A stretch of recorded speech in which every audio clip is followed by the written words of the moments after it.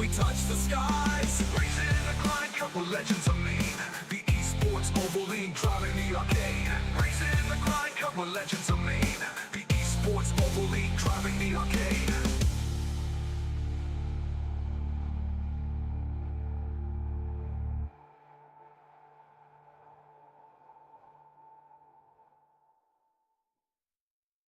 Under the lights, engines roar, we're ready to go. The esports oval league with the best race to show. Grinding gears, chasing dreams on the virtual track. No looking in the rear view, there's no turning back. Every lap it's a battle, every corner's a fight.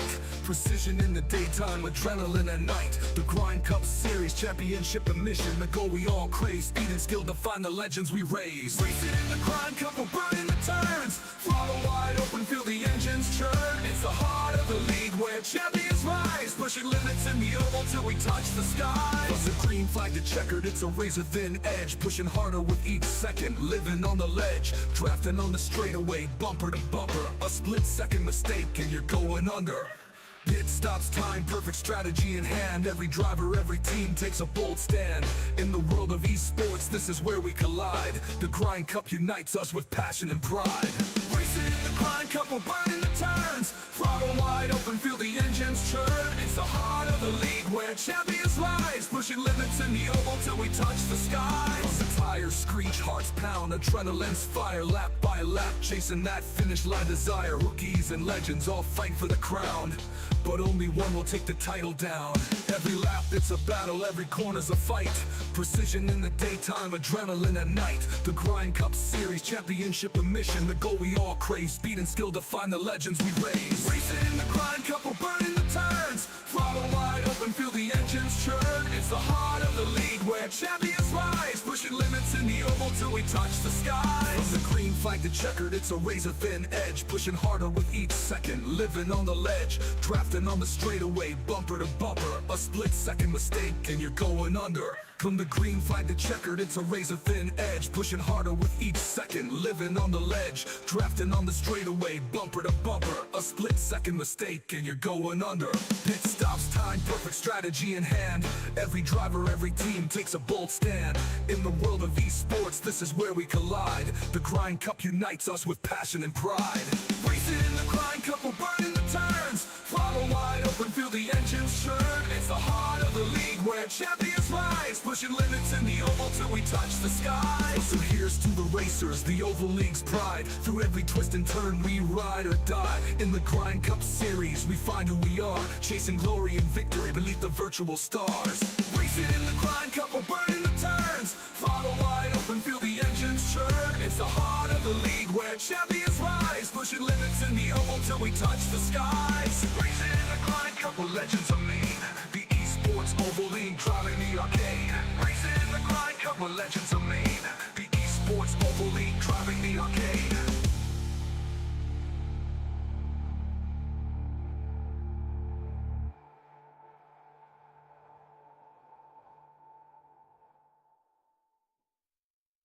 Under the lights, engines roar, we're ready to go. The esports oval league with the best race to show. Grinding gears, chasing dreams on the virtual track. No looking in the rear view, there's no turning back. Every lap it's a battle, every corner's a fight. Precision in the daytime, adrenaline at night. The Grind Cup Series, championship and mission. The goal we all crave, speed and skill define the legends we raise. Racing in the Grind Cup, we're burning the turns. Throttle wide open, feel the engines churn. It's the heart of the league where champions rise. Pushing limits in the oval till we touch the skies. Plus the green flag to checkered, it's a razor thin edge. Pushing harder with each second, living on the ledge. Drafting on the straightaway, bumper to bumper. A split second mistake and you're going under. Pit stops, time, perfect strategy in hand. Every driver, every team takes a bold stand. In the world of esports, this is where we collide. The Grind Cup unites us with passion and pride. Racing in the Grind Cup, we're burning the turns. Throttle wide open, feel the engines churn. It's the heart of the league where champions rise. Pushing limits in the oval till we touch the skies. The tires screech, hearts pound, adrenaline's fire. Lap by lap, chasing that finish line desire. Rookies and legends all fight for the crown, but only one will take the title down. Every lap it's a battle, every corner's a fight. Precision in the daytime, adrenaline at night. The Grind Cup Series, championship and mission. The goal we all crave, speed and skill define the legends we raise. Racing in the Grind Cup, we're burning the turns. engines churn. It's the heart of the league where champions rise, pushing limits in the oval till we touch the skies. From the green flag to checkered, it's a razor-thin edge, pushing harder with each second, living on the ledge, drafting on the straightaway, bumper to bumper. A split-second mistake and you're going under. From the green flag to checkered, it's a razor-thin edge, pushing harder with each second, living on the ledge, drafting on the straightaway, bumper to bumper. A split-second mistake and you're going under. Pit stops, time, perfect strategy in hand. Every driver, every team takes a bold stand. In the world of esports, this is where we collide. The Grind Cup unites us with passion and pride. Racing in the Grind Cup, we're burning the turns. Throttle wide open, feel the engines churn. It's the heart of the league where champions rise, pushing limits in the oval till we touch the skies. So here's to the racers, the Oval League's pride. Through every twist and turn, we ride or die. In the Grind Cup series, we find who we are, chasing glory and victory beneath the virtual stars. Racing in the Grind Cup, we're burning the turns. Throttle wide open, feel the engines churn. It's the heart of the league where champions rise, pushing limits in the oval till we touch the skies. Racing in the Grind Cup, we're legends of mean. The esports Oval League driving the arcade. Racing in the Grind Cup, we're legends of mean. The esports Oval League driving the arcade.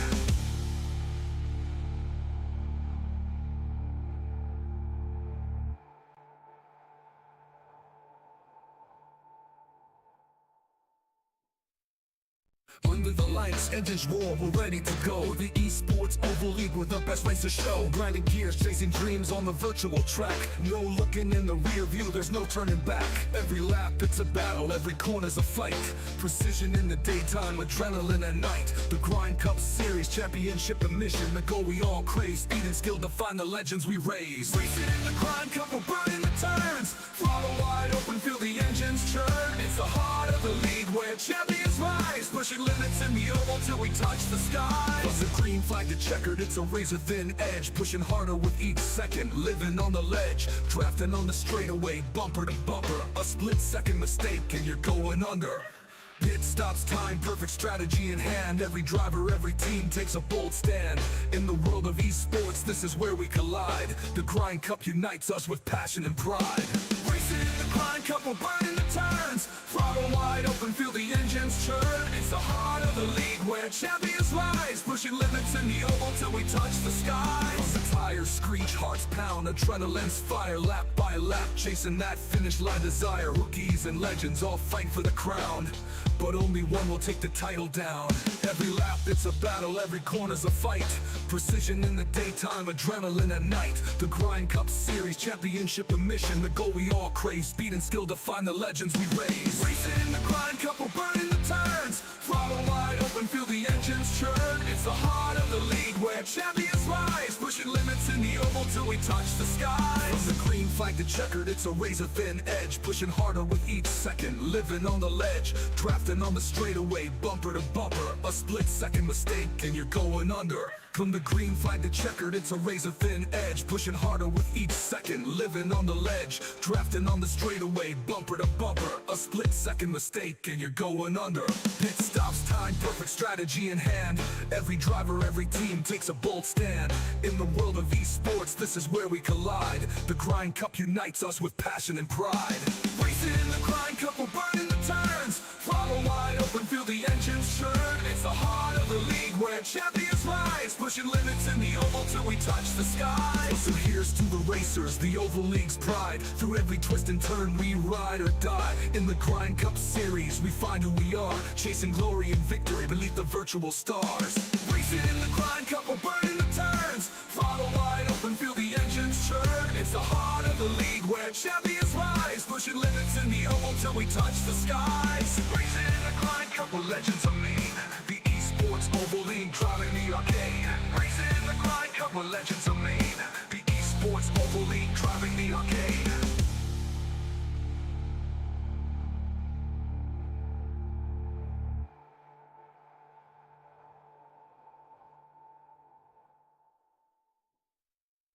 Under the lights, engines roar, we're ready to go. The esports oval league with the best racer show. Grinding gears, chasing dreams on the virtual track. No looking in the rear view, there's no turning back. Every lap it's a battle, every corner's a fight.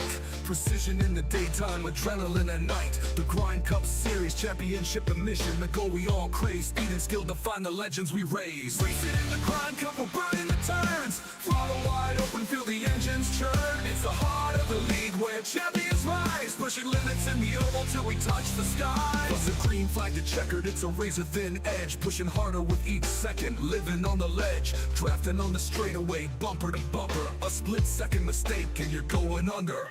Pit stops, time, perfect strategy in hand. Every driver, every team takes a bold stand. In the world of esports, this is where we collide. The Grind Cup unites us with passion and pride. Racing in the Grind Cup, we're burning the turns. Throttle wide open, feel the engines churn. It's the heart of the league where champions rise. Pushing limits in the oval till we touch the skies. The tires screech, hearts pound, adrenaline's fire. Lap by lap, chasing that finish line desire. Rookies and legends all fight for the crown, but only one will take the title down. Every lap it's a battle, every corner's a fight.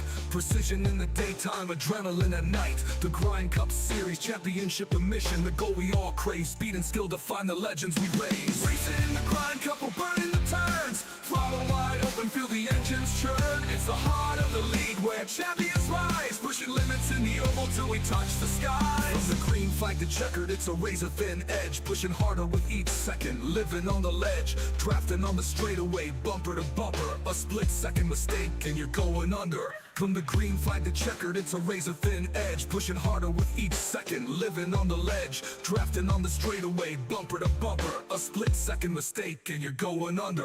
Pit stops, time, perfect strategy in hand. Every driver, every team takes a bold stand. In the world of esports, this is where we collide. The Grind Cup unites us with passion and pride.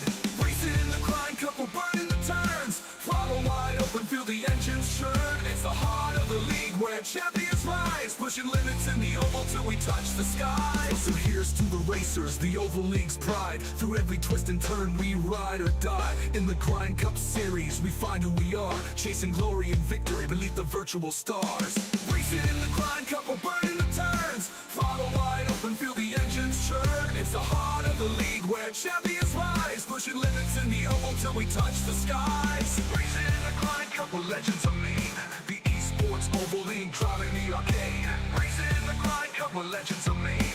The esports oval league driving the arcade.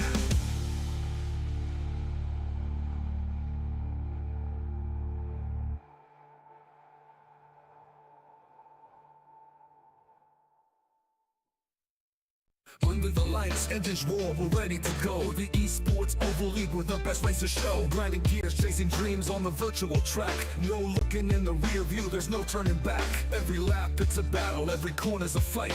Precision in the daytime, adrenaline at night. The Grind Cup Series, championship and mission. The goal we all crave, speed and skill define the legends we raise. Racing in the Grind Cup, we're burning the turns. Throttle wide open, feel the engines churn. It's the heart of the league where champions rise. Pushing limits in the oval till we touch the skies. Plus the green flag to checkered, it's a razor thin edge. Pushing harder with each second, living on the ledge. Drafting on the straightaway, bumper to bumper. A split second mistake and you're going under.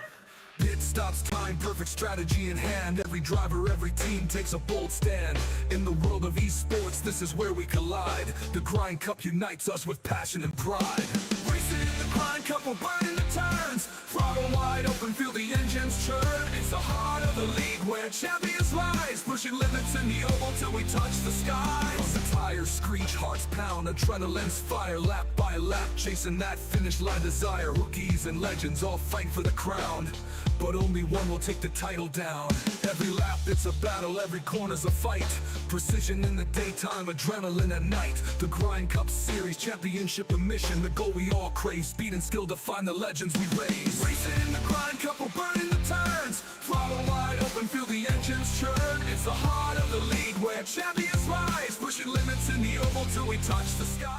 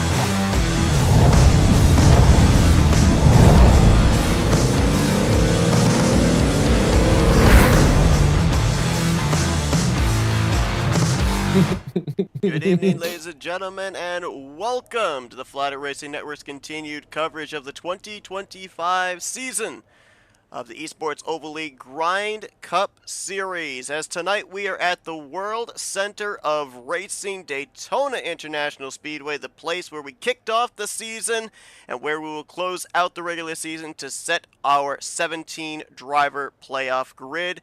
This is the final race before we start determining who is going to be in the fight for the championship trophy. I'm Seth Cole alongside of Scott Rankin, and Scott, coming into tonight, Daytona's a wild card race because pretty much if you're in it, you can win it with super speedway style around this 2.5 mile super speedway. However, normally as well, we end up having a very interesting conversation of drivers trying to race their way in or stay in the playoffs. Coming into tonight, everyone's pretty much just gunning for the trophy as the playoff grid is, for the most part, already established. Yeah, so the way that this all works heading into this one is that there are 16 drivers that are eligible for a number of starts that they've made to make their way in. Those 16 drivers will all qualify because there's no one there to knock them out of points. There is no way that you can get knocked out of that one. Then we have one driver who's eligible based upon the All-Star race, which is Tom Bourne. So we have 17 drivers eligible. That is the maximum number eligible. There is literally nobody else. So what tonight it comes down to is anything can happen. In terms of those drivers going to be focusing on improving their position for the end of season, basically. We're moving on to the postseason. Here's a look at those said playoff drivers. Now, there are a couple of edits here. You see Matt Mettler currently in the 15th spot. He actually would be in the 16th spot. Rylan Faccianato leapfrogged him after Road America last week. He'd be in the 15th spot. And Tom Bourne, who's currently listed as 16th, he actually would be in the 17th spot, as Scott alluded to, winning that all-star race and getting the wild card position in the playoffs. So we'll be 17 drivers at the conclusion of tonight's race that will be taking to Chicagoland Speedway to kick off the playoffs, but we're getting ready to go racing here tonight from the Daytona International Speedway, and a few faces that we haven't seen here in the last couple of weeks going to be taking part, including CJ Papa, who lines up on the pole position and is going to bring us to the green flag. Yeah, here we go. We've waited a long time. This is it. This is the grand finale. Oh, and by the way, throw into the mix a change in the way that the car drives and the car handles. If you actually have a look at that inside line, it's going nowhere, even though they're connected down there. That's a little bit of we believe it to be an aero bug, but either way, that's the platform these guys are going to run on at the moment. Papa going to get the advantage here out of 2 with a good push from behind. That is, I believe, Noah Jackson on the bottom. Indeed it is. That Kubota Toyota Camry. Top side, you've got a Toyota in Brandon Cooper, 3-time winner, locked into the playoffs. Behind him, one of the most consistent drivers that has yet to go to victory lane, the bright green 77 here tonight of Patrick McQuaid. So you've got a Toyota helping a Ford on the bottom, a Chevy helping a Toyota on the top. And that's the big thing, isn't it? McQuaid would love to lock that one in. And finally get that one confirmed. Great opportunity for him to do so tonight, too. Yeah, never know what opportunities are going to come your way.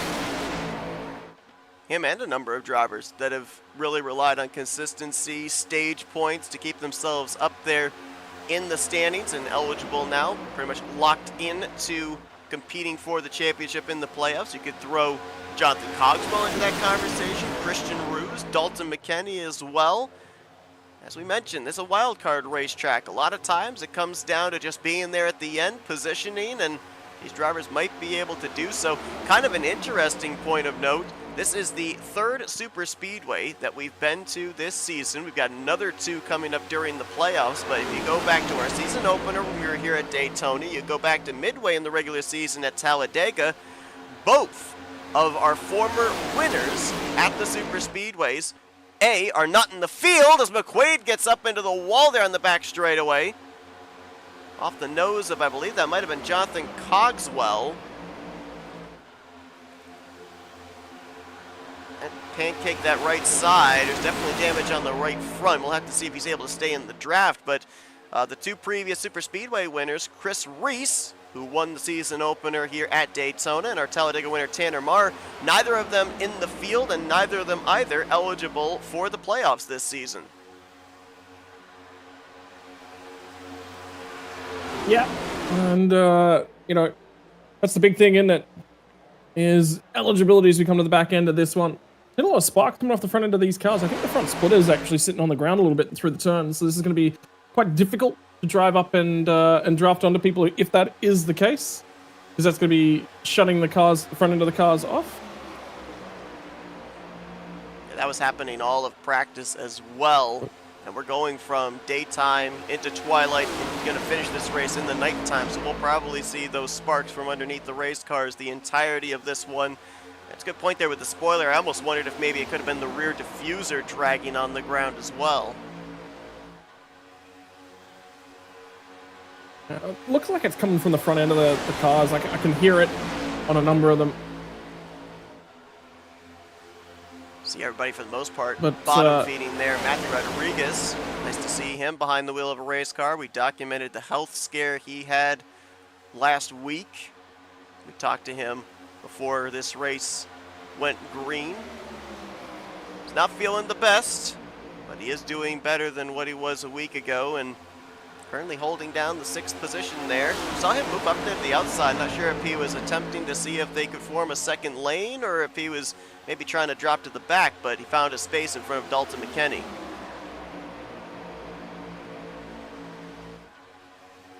Yeah, so I just heard Trey Whitehead just say on the radio as well, he went to the back, he just wanted to get out, wanted to save some fuel. Make sure that he was looking after the race car. But for the moment, you can just see that little flash of sparks in it. All the way up in 5th gear, drafting along. And Trey, our winner from a couple of weeks ago at Nashville Super Speedway. We're on board here with Noah Jackson, who is one of 4 drivers that are going to make their way into the playoffs through victories.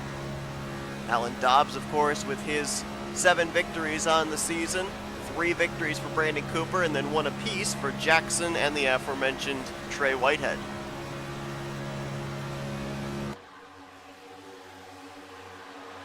A big thing hanging into the postseason is going to be, can anyone put anything towards Alan Dobbs at all?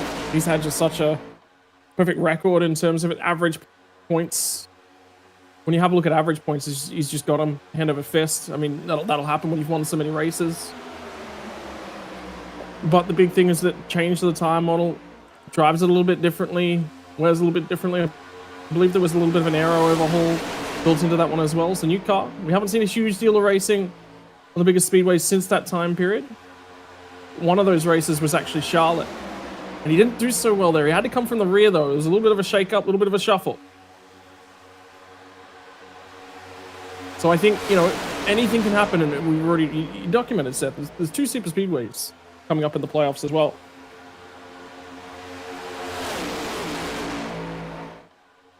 Seeing that outside line form there, Noah you Jackson moves from top to bottom. Now Jeffrey Kleinsma, who was heading that outside line with Matthew Rodriguez. Look at this, good tight draft, little 2-car tandem.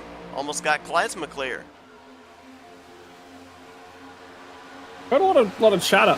Everyone talking, whoa, that outside lane just broke up badly. They all got loose. It was something that happened up there. Saw a couple cars just basically take off once they got right underneath the rear of the car ahead of them.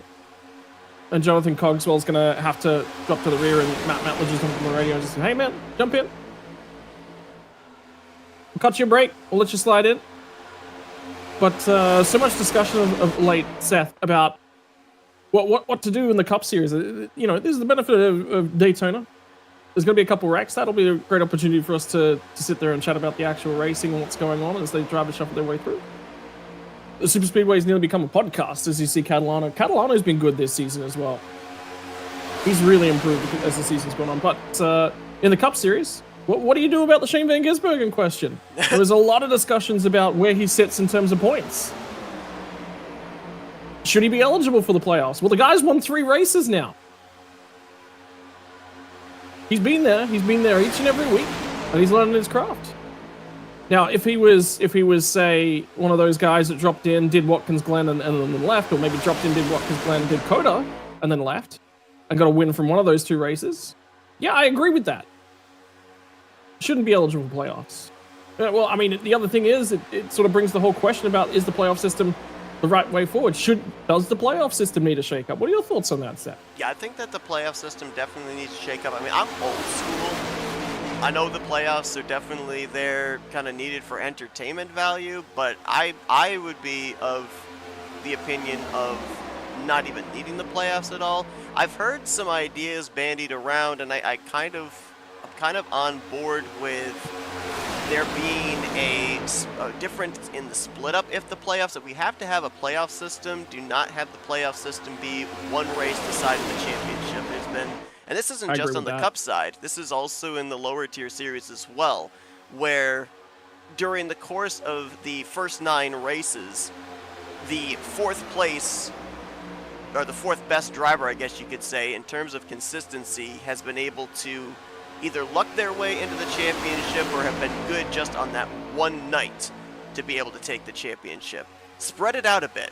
Make it a 3-race final round, 2 or 3 race final round. Put emphasis on consistency.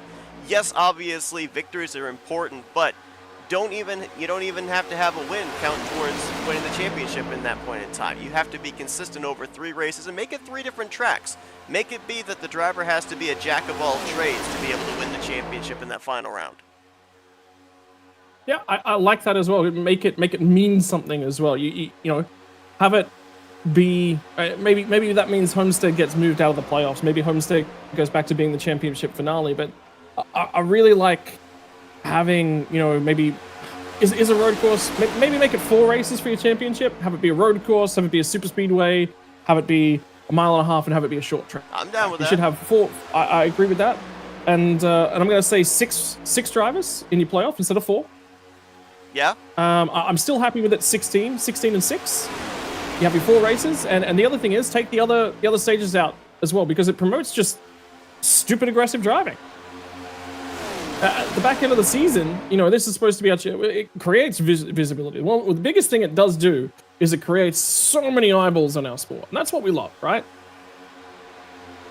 And that's the difficulty. We've got to balance that with making crowning a champion look and feel legitimate. And I would say too, and this isn't any reflection on, you know, the Grind Cup Series having it for the regular season finale here tonight, but just talking about like in general on the Cup Series side in NASCAR, don't make Daytona the regular season finale. Don't even make a Super Speedway the regular season finale. Because, you know, you talk about the scenario there with Shane Van Gisbergen. We could go back 2 years ago to when Harrison Burton ended up winning the regular season finale at Daytona. He was 28th in regular season points and leapfrogged up into the playoffs because of that, and then was pretty much a non-factor once the postseason began. If you're going to put a super speedway there, maybe make it the next to last race of the regular season to set up that fight for the final spot, but don't put it like right on the end there, because again, like what we're seeing right now, we're seeing good green flag racing side by side from 3rd place on back. You don't see that on the Cup side in NASCAR because it's a crapshoot. Everybody, all the underdogs are scrapping, they're making aggressive moves, they're taking risks, trying to get that final wild card position, that final lock into the playoffs. And if anything, kind of takes away from the talent of super speedway drivers than anything. Yeah, everything just becomes a little bit, you know, I agree with that. It just dominates the racing. I think one of the bigger things is have a look at the big wrecks that we've had at that final Daytona race in the last couple of years. I mean, look at Ryan Preece, a very, very good example of that. And that's circumstantial, like he was just in the wrong place, wrong time, and the wreck happened at the wrong place in the backstretch that you know, bounced over the bus stop chicane. That they recognized was an issue there. But what was that triggered by? And it's exactly the mindset you talked about. And it's the mindset is the big thing. You got so many people going, well, my entire season hinges on this, and meanwhile your Danny Hamlins, your Kyle Larsons, your well, I really can't say that about the Penske drivers at the moment because they're not necessarily winning all that often. But those guys that have been so quick, so consistent, should be locked themselves in before we get to Daytona. All of a sudden, they show up to that final race and they're like, man, is it worth burning the money of the team to be this aggressive right now? And generally they say no. To that point, as we talked about coming into this race, we've got drivers that we haven't seen for a while. We've got drivers that are ineligible. They haven't made enough starts to be eligible for the playoffs, and we've pretty much got our playoff grid set. You think that's why we're kind of seeing the, I guess we could kind of say, riding right now out of the entire field, realizing, hey, we've got 2 stages here. Let's get through those. Let's get through, you know, a couple cycle of green flag pit stops. Let's not tear up the equipment here in the early going, because the only thing we all really have to race for right now, it's not really points. Maybe some extra stage points for the playoff contenders here with these 2 stage cautions coming up. But everybody here, they want to be in the running for the checkered flag. That's the main goal really for everybody in the field here tonight, because most of the other stuff that they'd be racing for, it's not there now with the scenarios that we've got as far as the playoff grid is concerned. There's a little bit of a change sort of in the way that we're going to talk about things as well. It's because a new piece of information made its way into my hands. Stage wins do not count for a bonus point in the playoffs, so it's only race wins that count for bonus points in the playoffs. So okay, no, they don't. Yeah, which is that's the way that I was thinking, because I was racing the whole season like I've got to pick off a stage win here and there, which, you know, we did that with silly fuel strategies that weren't conducive to setting up winning races, but it just meant we got to check in the column, you know. So, but there's also been some debate about what does it look like going forwards as well. There's actually been some discussion about what does the league look like going forwards. I think there was some discussion about potentially moving back to a single stage in the future, as well as fuel differences, what we do we shorten the road course races. By and large, everyone elected for shortening the road course races. There was some chat about the car decision, a whole bunch of stuff like that. Something else I think that also came up recently, which was really, really interesting to talk about, and it came from Iowa over the weekend, was the Arca Menards, the pole sitter for Arca Menards set the fastest lap of the weekend at Iowa. Wow. What? You mean our Tier 4 series? Effectively, Formula 4 of NASCAR set the fastest qualifying lap of the weekend. Are you kidding? Yeah, that's shocking. Now, if you told me Xfinity was faster than Cup, I would have believed you, because they actually are. They've got more horsepower. They've turned faster road course laps than the Cup cars do. But Arca, that is crazy. But no, it came from Arca. Yeah. Yeah. Why have we taken so much power away from these race cars? Why? Is it a cost-saving measure? I don't necessarily think it is a cost-saving measure, and at this, you know, it definitely is. There is definitely an element to that from the cost saving, but why do we have such a low? There's a big checkup at the back. Very lucky. Gonna get away without a wreck just right there. But why? Why have we taken so much horsepower away? The top series, this is actually a really interesting discussion point, a crossover point to Australian motorsports at the moment as well. So we have in Australia Super 2 and Super 3 alongside of V8 supercars, and they're the 2 feeder series. You work your way up, you drive. Effectively, their Super 2 is more recent chassis out of V8 supercars, and I don't know if you follow the iRacing stuff, the upgrades, that sort of stuff, but effectively we're on a Gen 3 supercars chassis these days in Australia. Well, Super 2 runs the Gen 2 chassis, and then 13 car hard in the wall. I think CJ Papa just got absolutely put in the fence. Spinning down to the inside of the racetrack. His night might be gone after that. Yeah, that's some pretty good contact there on that right front, and no yellow flag waves. We still remain green. See if we can quickly hop back and see what exactly happened there to CJ Papa. Is that Mark Gonzalez, I believe, on Mark the Gonzalez bottom? Yeah. He just jumped on the radio and said, "Hey, my kid was actually shoving something in my face at this point in time, so outside of sim distraction, so there was no intent in that." That's very unlike Mark as well. Shot of the racetrack, nowhere for CJ Papa to be able to go, who started this race from the pole position, and now he'll be hoping for a yellow flag to be able to catch back up. That was hard contact for sure. However, I would show as an exhibit Patrick McQuaid. We saw him pancake the right side of his machine on the back straightaway. You can see him sporting damage on the right front quarter panel. he's been able to stay up in the draft, and he's actually been able to make forward progress again here, trying to help push Chris Hubka on that outside line. Yep, so they're starting to group up and run all up together. Got Matthew Rodriguez You on got what, pit Matt road Metler, here. McQuaid. Yeah, that might be a retirement for Matt. He was talking about he's going to run as far as he feels comfortable. Yep. And unfortunately for him, if he gets to a point whereby he can no longer run, he's just going to pull it on the pit road. Did say, look, if I feel like I'm going to get behind the wheel, it's probably going to be at Daytona. And unfortunately for him. But yeah, so a little bit of a debate is that they actually don't show on any of the Super 2 coverage. He's coming back out, so that was a scheduled pit stop. Just a gas and go there. Yeah. So on Supercars coverage, they actually don't cover the qualifying and lap times of the Super 2 because the cars are actually faster. So part of what they made moving to a Gen 3 chassis was that they actually took a lot of grip off the cars. They took a lot of downforce off the cars, basically, is how that works. And you take downforce off the cars, they run slower. That's CJ Papa returning to the racetrack. He's going to rejoin right in and around the lead pack. Might actually get to stay in it. It'll be him at 2 laps down, I believe. No, he's going to drop out of that pack. There's no way he'll stay in. He needs some help. He can get it. Looks like a little under 37 seconds on pit road, getting some of that damage repaired, but I don't think all of it. I almost wondered here tonight, with it being a super speedway as well, we've seen at some of the bigger racetracks, I think Indy was one of them, where under certain circumstances they'll let drivers take on a faster pair. I wondered if that would have been a case where CJ Papa would have been eligible to take one, but it does not look like that is the case. He at least came down pit road, took service, made a little bit of damage repair, but he did not take a faster pair at that point in time. No, he didn't, and it is available to him. You're right. So, but yeah, I mean, you know,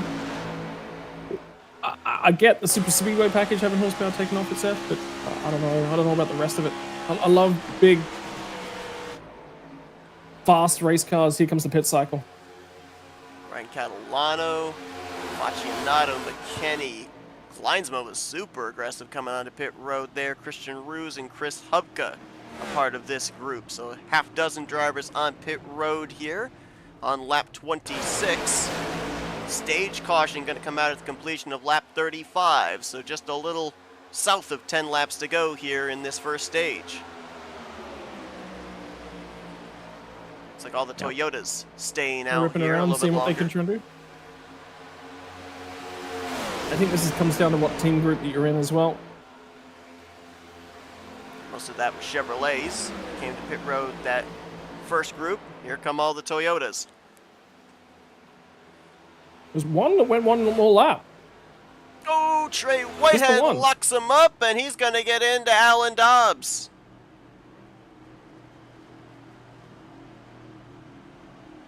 Goes around on pit lane entry. So he's going to go to the rear. He might lose the pack out of that too.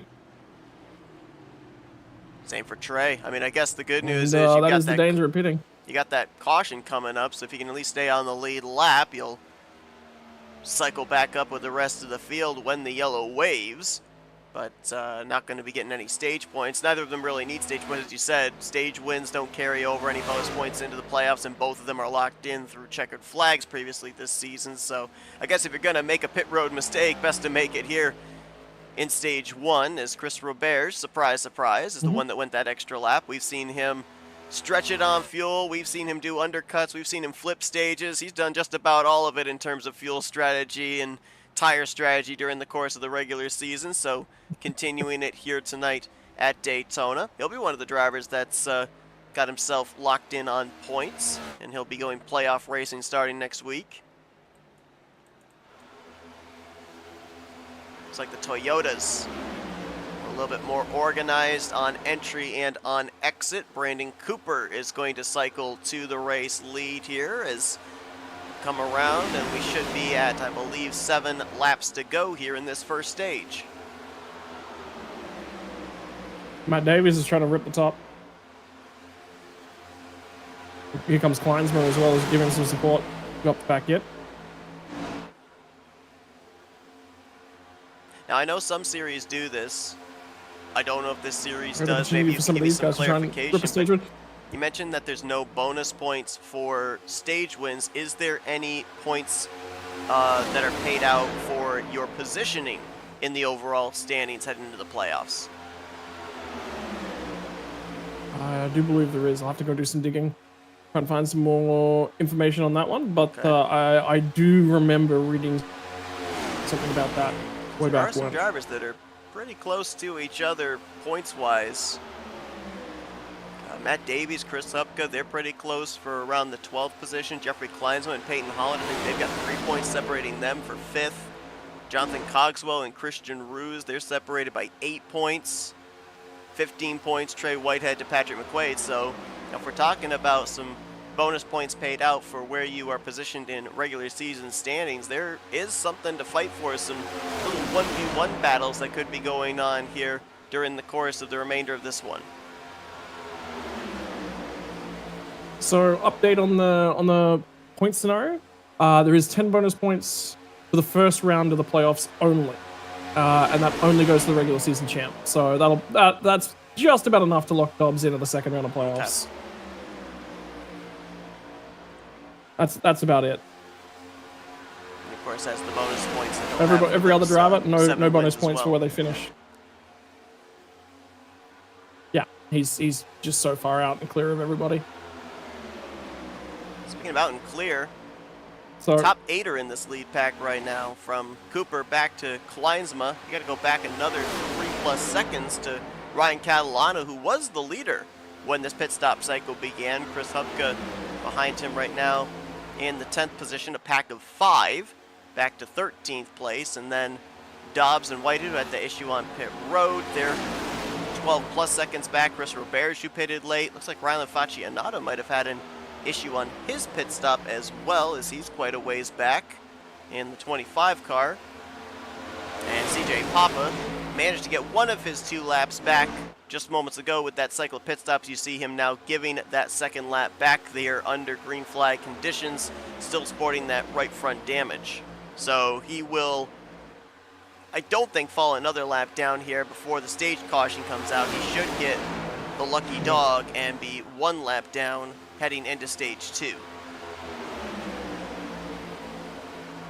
and just having a quick look at the times that they're running, he will get the lucky dog. That second group, the next car that is close to going lap down is Mark Gonzalez at the moment, and he is too far out in front to fall that extra lap down. So nobody will go to 1 lap down, which means he'll move from 2 to 1 from the side of Roberge. You talked about like difference in aero package and everything for these drivers. Something I observed as I was watching these drivers during practice. I believe I was watching the 31 of Matt Mettler. He had just come out onto the racetrack. There was a pack of 4 that were up to speed that went by him, and the last car in that formation was about 10 to 12 car lengths ahead of him. He was able to get such a tow with the draft of that 4-car pack that while they were lined up nose to tail, he was able to reel them in, and he closed up at such a rate. He was about 10 miles per hour faster than they were when he caught them. Yeah, so you got to stay within a second to get the draft, is the critical factor. But yes, the further you are back, it depends. So if the pack's all strung out like this and there's little bits and pieces of checkups, yes, you will be able to do that because the cars ahead of you have to lift off the gas to prevent the checkup from devolving too much more, at which point you just slingshot straight past a whole bunch of cars, but the next one was trying to find some of the squeeze back in. So it's circumstantial.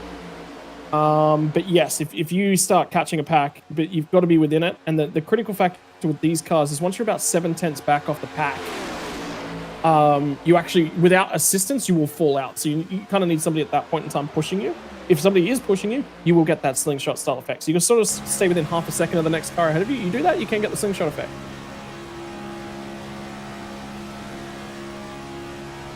This next time by will be the proverbial white flag for stage number 1. Position of lap 35. We'll see the stage caution flying here as we're on board with Noah Jackson looking ahead to Brandon Cooper.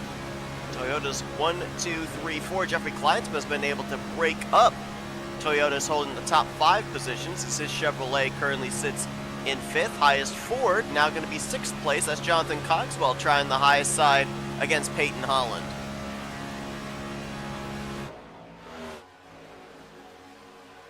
I'm going to be grabbing the white flag for the end of this stage too. We'll come back around at the end of this one. Conclude stage number 1. Brandon Cooper with 3 victories on the season. Good to see we've gone most green the recent whole one way being through stage 1 Charlotte. too. This is going to be his first stage win. Well, he's not got it done yet, Seth. Did you just curse him? I hope I not. can't believe you do that. Off of 4. Have a look at how close they get into that next car up ahead of him. Yeah, closing in quickly, but the caution's going to wave here as little contact for 3rd place between Brock Whitehead and Matt Davies. But Mark Gonzalez will remain on the lead lap by maybe about 8 car lengths at the most there. Brandon Cooper will pick up the stage victory. Caution will wave. Looks like 19 of our 20 drivers will all be on the lead lap. CJ Papa will indeed get the free pass here as we'll get geared up for stage number 2, which will run to the completion of lap 70. So good green flag racing. Couple of incidents there with Patrick McQuaid and CJ Papa. We saw a round of green flag pit stops there. For the most part, in Daytona terms, relatively calm stage 1. Got to know that eventually we're going to see, this is the calm before the storm, but do we see much of the same here in stage 2, or does the wick of aggression get turned up just a little bit more since we're getting closer to the checkers? Well, I mean, it will, because it's a little bit of track position heading into that final stage, and that's the critical factor out about all of it. But yeah, look, it's going to be, you know, a little bit more aggressive, but it shouldn't be too much. There's nothing to really race for until sort of lap 120-ish. So you're going to see everything sort of gradually step up to that marker. But the big thing is we sort of got a fuel number. These guys can run about 25, 26 laps on fuel, which means we go green in this next stage. It's going to be awkward to try and get to that next stage end, and you know, 70 means that it's a 2 pit stop to home guaranteed.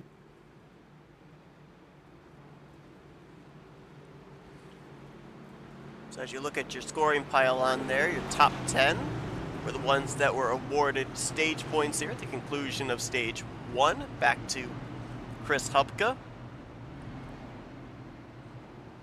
And pit road is open. Everybody going to come down pit lane. Now, it was all gas and go for the most part here during the green flag pit stop cycle.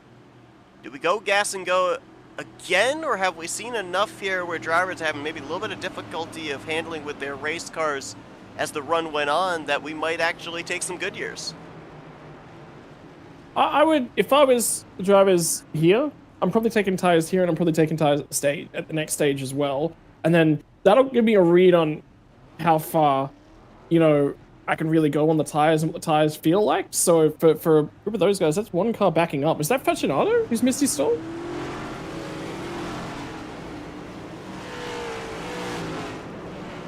I think Rylan Facinato missed his stall, man. He was backing up on pit lane. He was backing up a fairway. Oh, wow.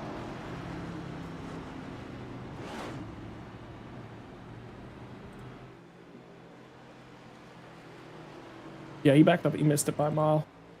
So, anyway, but yeah, I'd be taking tires here, and I'd be taking tires at the end of stage 2. One driver looked like went with fuel only. That's Matt Metler. He was the first one off of pit road. Metler currently positioned in the 16th spot in the playoffs, the last driver to get in on points. Not sure, I didn't check before he left pit road. He might have maybe taken on 4 tires on his green flag pit stop, and so elected to go with the fuel only strategy this time while everybody else did the reverse. Cooper won the battle off of pit road of the leaders coming in. Brock Whitehead was able to leapfrog Noah Jackson, so he'll restart in third, Jackson in fourth, and Dalton McKenney is going to be in the fifth position here as we'll be getting ready to go green for stage number 2. Reminder that tomorrow night, the final 4 to compete for the championship in the Talladega Challenge Series for Rolling Thunder Gaming. We'll get ready to take the Burnt Screwdrivers Raceway. They do a 2-race final round there. We'll be determining the champion in a week's time at Talladega Super Speedway. 2 drivers fighting for yet another championship to add to their resume. 2 drivers looking for the very first time to hoist that championship trophy. That kicks off tomorrow night at 9 p.m. Eastern Standard Time here on FRN. I just went back and had a look. I can tell you Matt Metler took left sides only under the green flag stop. Okay. So that pit stop might have been a right sides only.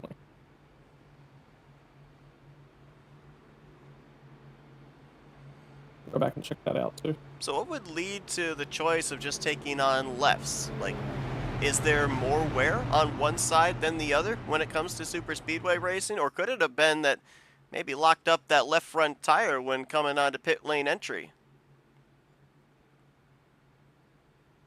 I would just say, just going back and have a quick look at his stage ending. So he went green only. So that would be setting himself up for stage ending. Normally it's your right side tires that are taking the abuse on every track because the car just leans across on the right. When you get into the corners, the car drops across to the right-hand side and weights it up that way. The cars are set up to run that way. So normally it is that right-hand side tire that takes the worst abuse. Next-gen cars have changed that up a lot more because they're a lot more stiff, a lot more stable platform. It is sort of a lot more even in terms of the way that the tire wear. And sometimes you can actually wear the left sides, particularly where you're sliding them quite a lot. You can wear the left-hand sides, but I would just say that's him just setting up for the race. So he took left sides only there that might be the only set of left sides he takes all night. So we do have an update. CJ Papa didn't get the free pass. He also, when he came down pit road here under this caution, did take on a faster pair. So he should be up to speed here and competitive for the rest of this race. Patrick McQuaid, on the other hand, we saw him pancake the right side during that first stage. He came down pit road, spent a little under 2 minutes getting manual damage repaired. Did not use a faster pair here under this caution. So we saw he was up to speed. We saw he was able to push Chris Hupka up to the front. We'll see with the damage repair now done on the right side of his Chevrolet how long it's going to take for him to make his way back up here to the front of the field, as right out of the gate, Matt Metler sees himself getting freight trained that second groove with Brandon Cooper, Brock Whitehead, and Noah Jackson thunder around him out of turn 2 and down the back straightaway. Gee whiz, look at them all spreading out. They're 3 wide in the middle of that pack as well. Somebody's trying to gun it up the middle. I believe that's Alan Dobbs pushing Ryan Catalano. So something's going to have to happen when they get down the corner down here. Patchin got caught in the outside lane. He was sort of... But they're just trying to run 2 grooves at the same time.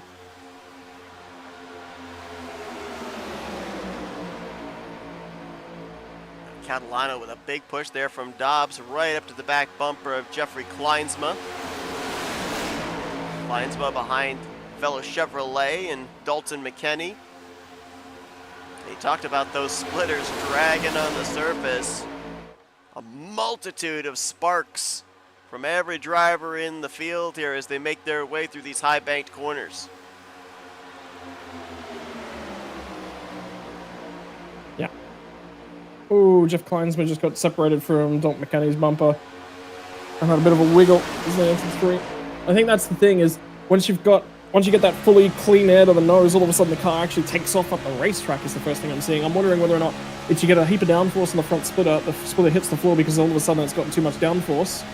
And that just changed the way the car drives.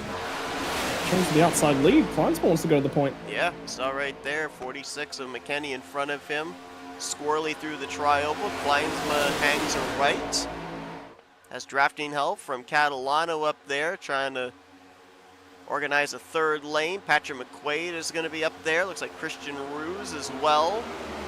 Something I've been noticing here with a lot of these onboards and just watching these cars here too. none of them look all that steady. Even these cars up here at the front, these Toyotas down at the bottom, they're having a real difficult time wrapping it on that double yellow line. Is that a case of, as you were pointing out, that splitter dragging, so it's kind of bouncing on the racing surface, unsettling these cars? Is it a combination of the air being taken off the nose, being taken off the spoiler with this door-to-door side-by-side racing, or is it maybe another mitigating factor that we haven't talked about? So what you got to remember, it comes down to downforce principles and how you generate downforce. There's two different ways you can generate downforce. The first way you generate downforce is you have a surface and you force air to go up and over it. What happens? You know, two different ways that works. For every reaction, you have to have an equal and opposite action, basically. For every action, you have to have an equal and opposite reaction. So if air is forced up, the object is forced down, equivalent to the amount of force that's going through that air, forcing it up. That's what you see on a wing, for example, or a rear spoiler, a big old blade on the back end of the race cars. The opposite effect is what you see on aeroplane wings. Air is forced down underneath the wing, and that forces the aeroplane up and into the air. Then you have ground effect. And what ground effect is it's a space underneath the race car that expands as you get in underneath the car. And the reason that you want it to expand is you want to create a vacuum-like effect. Air rushing past things tends to take more air molecules with it. They all want to move together. But what actually happens is you're creating a low-pressure surface underneath the car. You create a low-pressure surface, the car wants to fill that void because there's all this higher air pressure on the top side of the race car. That sucks the car to the ground. But what happens is when you generate too much downforce, the car hits the ground. All of a sudden, you can't have a low air pressure. There's no pressure when the car is on the ground because there's no gap for there to be a low pressure surface in. So the car springs back up. Then all of a sudden, the air starts rushing back underneath that race car, generates downforce again. But every single time that happens, you get a heap of grip, no grip, heap of grip, no grip, heap of grip, no grip. And it sort of goes on and on and on and on like that. Anytime you see the sparks happening, there's a car on the ground. There's a bad thing because, number one, the car is scraping on the ground. That creates friction. That takes away energy. Number two, that shuts off the downforce. So that is why you don't want to be seeing that. You want to be as close to the ground as you possibly can without seeing that. Gee whiz, yeah, that was a big push. But yeah, so close as possible to the ground without touching it is perfect. But the problem is, the faster you go, the more air rushes underneath the car, the more air rushes over the blade at the back, the more downforce you generate. So eventually it gets to a point where you just generate too much downforce, the car hits the ground, seals off, takes off, and that's effectively the fact as it happens. I love that explanation too, because again, I think we've talked about this in the past. There's a general misconception to super speedway racing where everybody is assuming you just throttle down and then you just make some laps. You're not really having to do a whole lot of work. But we've been seeing with a lot of these onboards the wheel correcting back to the right, trying to catch the race car when it gets loose or tight, depending on situations, having to deal with the side draft. I mean, right now, looking at the rearview mirror, you've got Matt Mettler on the inside line. He's all up in your left rear quarter panel trying to drag you back. And Jeffrey Kleinsma, having to work that wheel at certain portions here, especially when he's been getting some big shoves from behind by Ryan Catalano. Something else I've been observing here as well, talking about that 92 of Catalano is, that time's gonna be one bump too many. Up into the wall goes Kleinsma. Several drivers involved on the exit of two. Matt Davies, Mark Gonzalez, Christian Ruse, Alan Dobbs. Hubka was in it. We've got about almost a dozen drivers that got bits and pieces of this wreck, and that all goes back to what I was going to say. We were seeing some massive shoves from Catalano to Kleinsma, and that time it was in the corner. Yeah, that was more than half the field that was in that one. Yeah, it's also the banking. As the banking comes around, it changes the aero profile on the road as well. So it's not just as simple as you got a flat surface. It all makes sense all the time, right? You just set it up so you never collide with that flat surface. Well, the road's not flat. So, oh boy, I'm concerned that CJ Papa might have got in that one, and the reason I'm concerned about that is if he got a touch, he's not eligible for the lucky dog. True. Check back and we'll watch. I think he's okay. 13 I think here. he's okay. Here's a look at it again. Not only did Catalano get Kleinsma a little loose, but then it brought him down into that right front of Matt Mettler.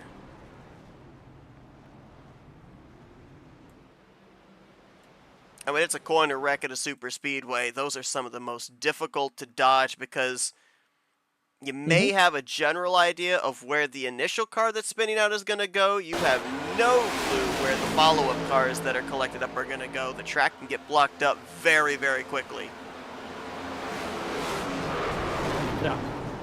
Yeah, there's so much of that, so. There you see CJ Papa. To your point, I think he got down to the inside and avoided. You also saw Trey Whitehead. You mentioned he was just going to chill at the back for the early portion of this race. He got a front row seat of everything going on out the windshield.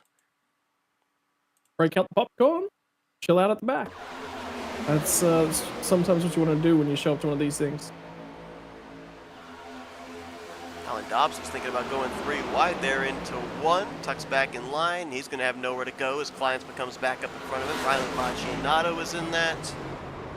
Patrick McQuaid might have been able to skirt through. Matthew Rodriguez in it as well. As well as the 32 of Matt Davies. That took nearly 50 laps, but the big one has struck here at Daytona. And it's collected upwards of 10 drivers in its wake. Interesting the timing of this yellow as well, Scott, because, correct me if I'm wrong, I think this is going to put us right on the window to be able to make it to the conclusion. Well, actually, no. I'm calculating up to about lap 75. We only have to get to lap 70, so we should be able to make it now to the stage. Yeah, everyone will pit. And the critical factor as well for CJ Papa is he did actually get the lucky dog there, so he's back on the lead lap and eligible to try and fight for the other stage. Big opportunity for him. So there you go, back in the conversation. Looking to go coast to coast, start on the pole. Would love to end out the race with his first win on the season. Not running for points. Ran a limited number of races this season. Not eligible for the playoffs, so he's just out there trophy hunting here tonight. And obviously has a fast race car. We saw him put down a flying qualifying lap and was running up at the front for a good portion the first half of the stage. Got shuffled back and then was caught up in that incident with Mark Gonzalez. But to your point, taking the faster pair, he's gotten the lucky dog. He's back in the lead lap. We'll probably see him up at the front of the field here before all is said and done.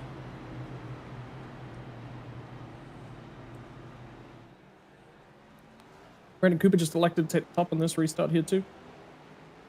Interesting one. I wonder whether or not they're going to look to save a little bit of fuel. No, there shouldn't be no reason to save fuel now, so. Alan Dobbs and Mark Gonzalez, who are going to restart in 6th and 7th. They elected to take the faster pair here involved in this wreck. Everybody else that was involved looks like they have come down pit road and been elected for just manual repairs for the time being, keeping that faster pair available for the remainder of this race. Not quite to halfway.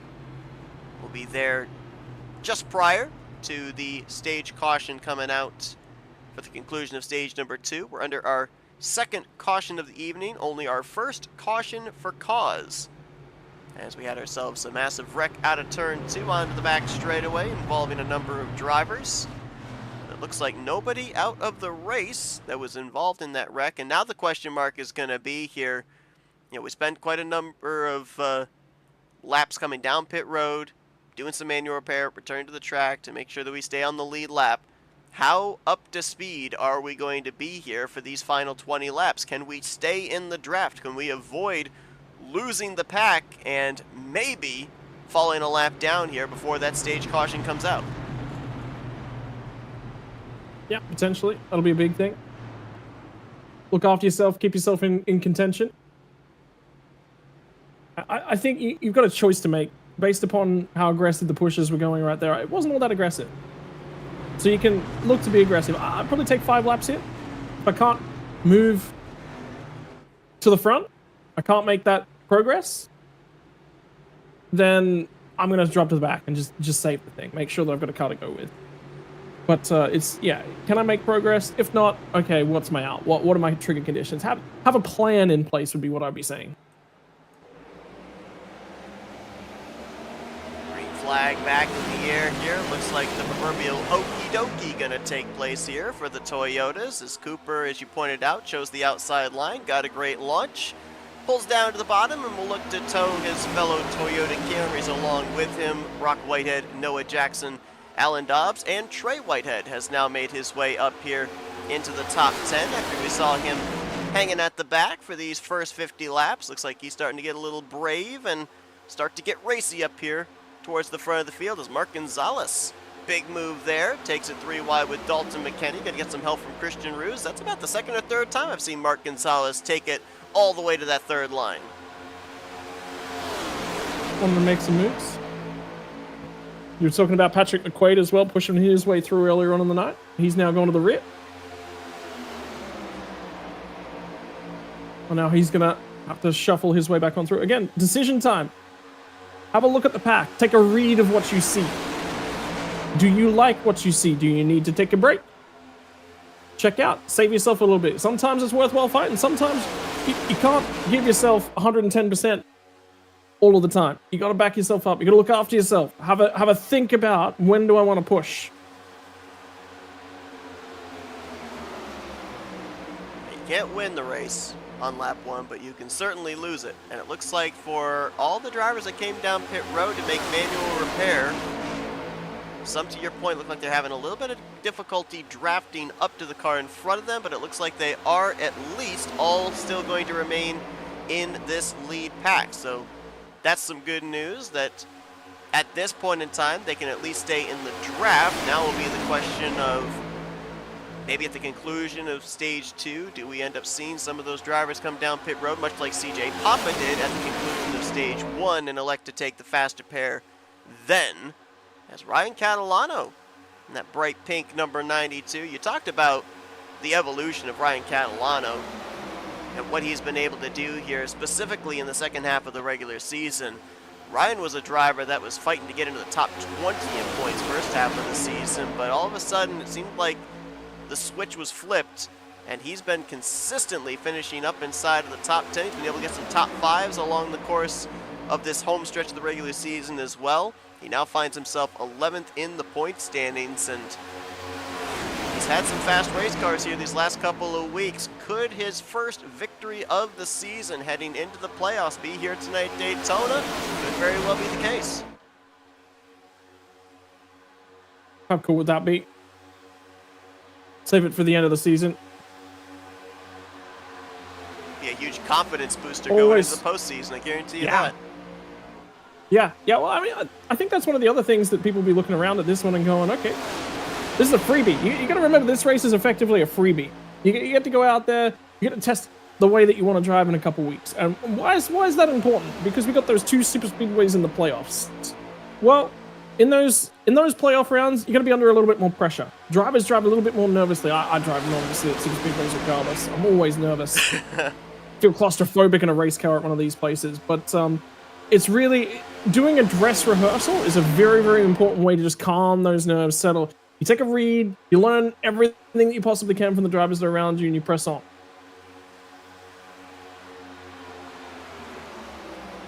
What about the opportunity as well? I mean, obviously, you know, there's going to be teammates, there's going to be manufacturer alliances, there may just be a friendship where, hey, I drive a Toyota, you drive a Chevrolet, but we work really well together.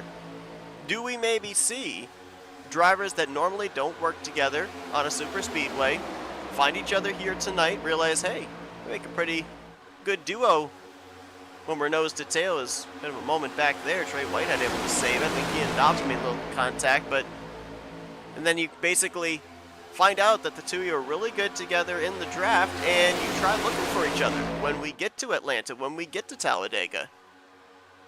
And Atlanta is going to be a wild one. I feel. I just don't understand it.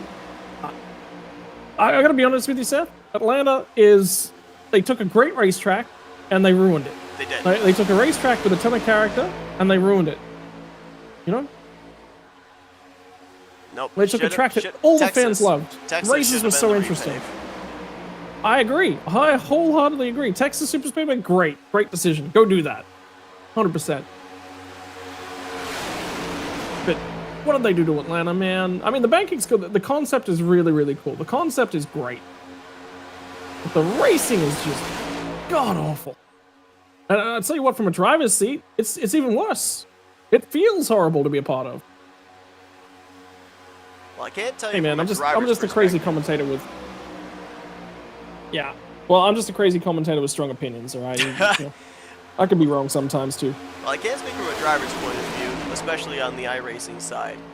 The one thing I will say is, as they've given it a couple of years for the track surface to wear out, the racing this year is a heck of a lot better than it's been in the last couple of years since the repave and the reconfiguration. I'm with you, though, that it's a shame it had to be at the old character surface of Atlanta's expense. If they had this type of a situation and done it to Texas Motor Speedway, then you'd have two really good racetracks at this point in time, in my opinion. Yeah. Yeah. It's just, yeah. I mean, yeah, you know, they tried something. And at least they tried something. It is also the benefit, but...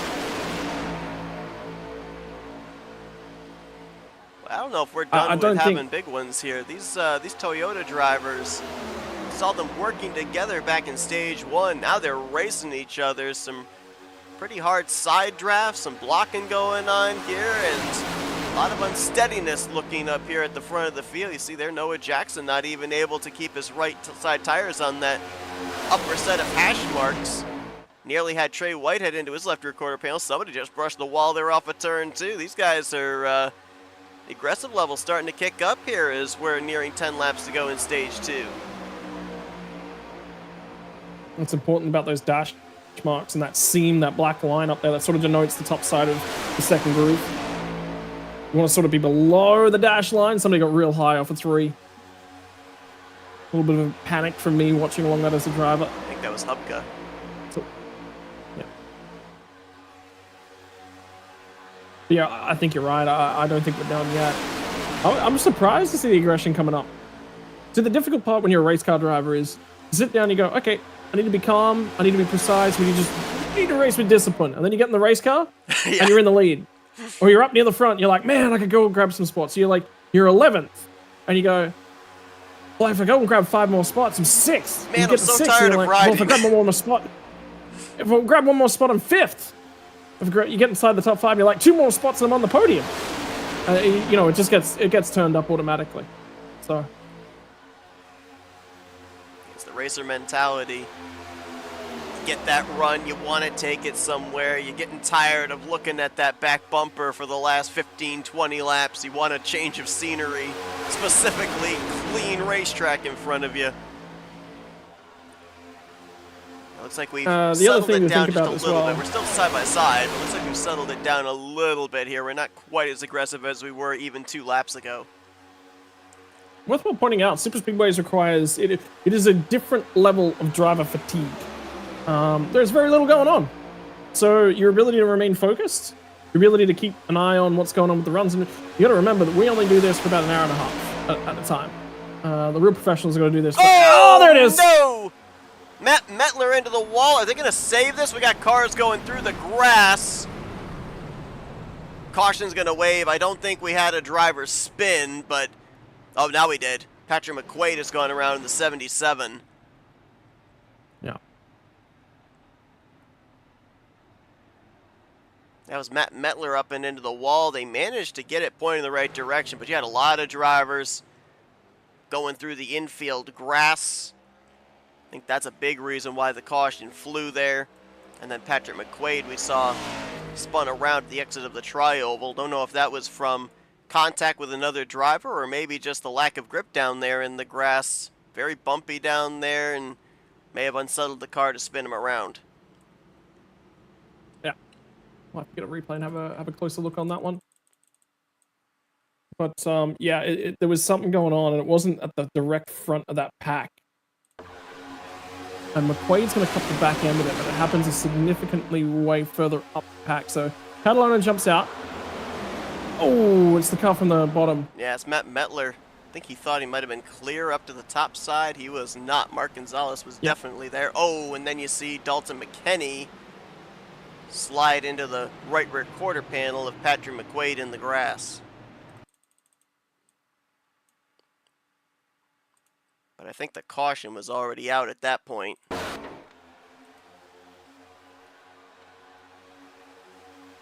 Yeah, definitely not clear. It was Matt Metler. Yeah, and he threw a whole bunch of wheel at it to get it up there. I just went back and had a look at his onboard shot just to see if there was wheel in it. Indeed, there was. So he was trying to go for that hole. Him and Catalano would have been working together and communicating on that one as well. Catalano said, "I'm clear. I'm jumping through to take this hole, get the front." And Metler wanted to join him, and it just wasn't quite clear. Just on board with Dalton McKenney.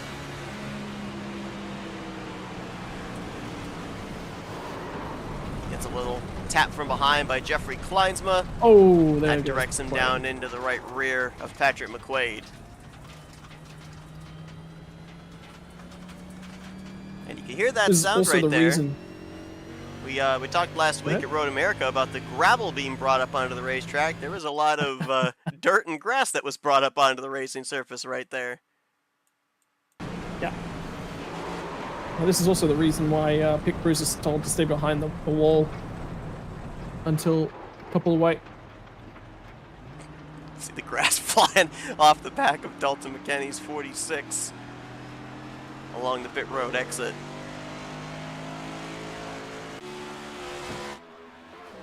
Tell you what, why don't we see if we can grab someone, have a bit of a chat to him. We haven't talked to Dalton McKenney in a good while. Let's see if we can grab him. Okay. Dalton, Seth and Scott up here in the FRN booth. How you going? Good. How are you?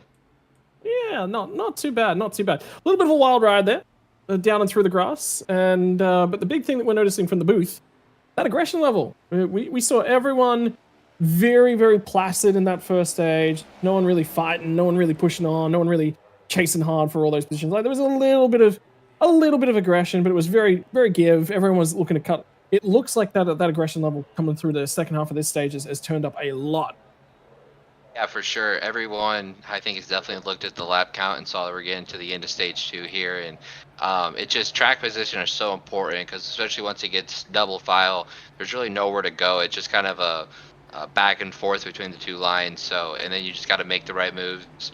3 wide has been a way that some guys has made work passing, but yeah, it's definitely, I don't think that was our final wreck of the night. Yeah, we talk sort of exactly what we said. Go ahead, Seth.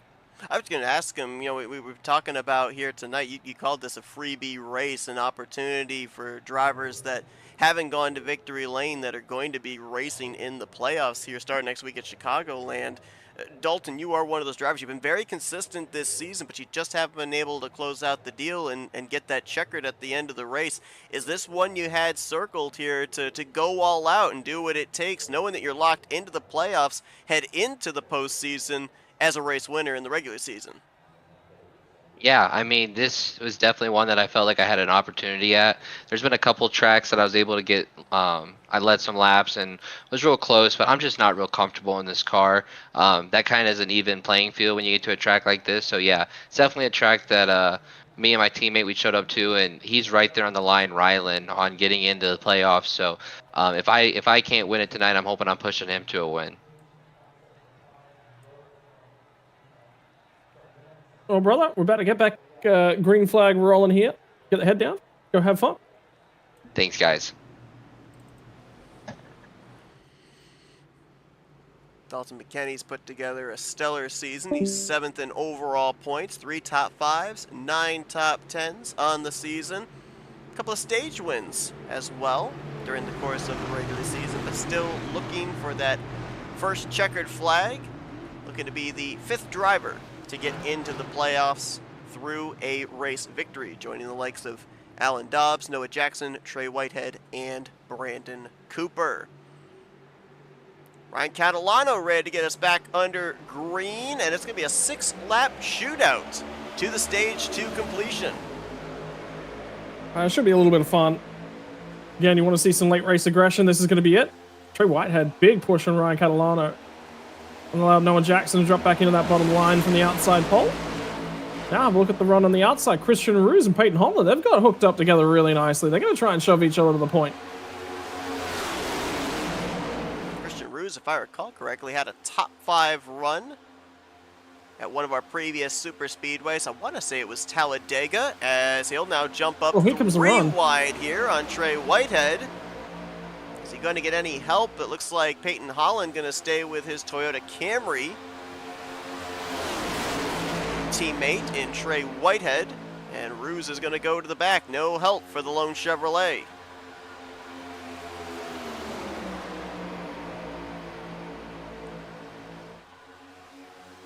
And that push, though, it didn't really work out for Trey Whitehead and Peyton Holland. Just didn't generate enough momentum initially. Have a look at Dobbs cutting his way through, though. Whitehead actually abandons. He was the first one to jump out, and then he abandons that run. He recognizes that was going nowhere. Tucks in line in front of Chris Hubka in the 5th position. As Catalano continues to show the way. Right now, I would believe Catalano, he and Brandon Cooper would be pretty close in terms of who's led the most laps so far this evening. As it's all Toyotas on that inside line. Chris Hubka did have them broken up, but now he'll jump up to the outside line in front of that Smucker's Uncrustables Toyota Camry of Peyton Holland, trying to get some kind of a push here to get up here and snipe a stage victory. Seth, I'm going to need you to explain what is an Uncrustable to me. So I don't understand. So, have you ever had a peanut butter and jelly sandwich? I mean, I've heard of them, but no, I have not. So, a peanut butter and jelly sandwich, the bread has the crust. An Uncrustable is, in a sense, a PB&J, but it's more in a pie form. There actually isn't a crust around it. So it's pizza pockets, but with PB&J. Actually, that's a very accurate description. Yes. Okay, all right. I'm going to experience some things if I ever get over to the States. Gotta try Hot Pockets, my guy. There is plans for me to get out there in the next 2 years at some point at this rate, so we'll see. We'll see. It's Hot Pockets, and then I'm gonna have a list of restaurants you gotta try out too. I have some Culver's is top of the Aussie buddies list. at the moment who were like, you've got to get to Outback Steakhouse. I'm like, I mean, that's like Foster's. It's technically air quotes Australian, but it's not really. It's Australian for Americans. Is the best way to describe Foster's and Outback Steakhouse. Okay. I've heard of Foster's. I didn't actually know what type of food they actually had, though. Foster's is a beer. Oh, wait. Okay. Yeah. What am I thinking of? Who knows? No idea. Yeah. I can send you, if you want, I'll send you a jar of Vegemite. We'll get that in the mail for you. I'll there get you some go. Tim Tams. I'll get you an Australian care package sent out. How about that? Perfect. We can use the playoffs to walk you through some Australian delicacies. If I'm not, after I receive that, if I'm not on here that following broadcast with an authentic Australian accent, then we'll know that it didn't work. Hey man, you gotta have spider venom on your toast, alright? It's like it's how we get through the day. It's our supplements. Oh, Catalano's gonna switch lanes at the last minute. Oh, gets a bad ball. Oh, he's gonna get wrecked. No. Back up the track. He gets hit by Roberts. There's wrecking in front of him as well with Mark Gonzalez and Patrick McQuaid. Caution's going to come out. They still had one more lap before the completion of the stage at lap 70, but this stage will end under caution, and it will be Chris Hubka who led them back to this yellow, so he'll pick up a stage win here. That'll be his first of the season. But a multi-car wreck coming back here to what would have been the white flag for stage number 2, and Ryan Catalano has been one of the strongest cars of the night. Caught up in that there with a very aggressive block that did not pay off. Yeah, and I guarantee you, Chris Hubka's over there in his sim at the moment going, throw the red flag, there's rain. There is rain, there is rain. We won't get this race restarted. We'll have to finish it there. I've been to Florida a couple of times. I've been to Daytona twice. It has rained both times, so he's got a good chance.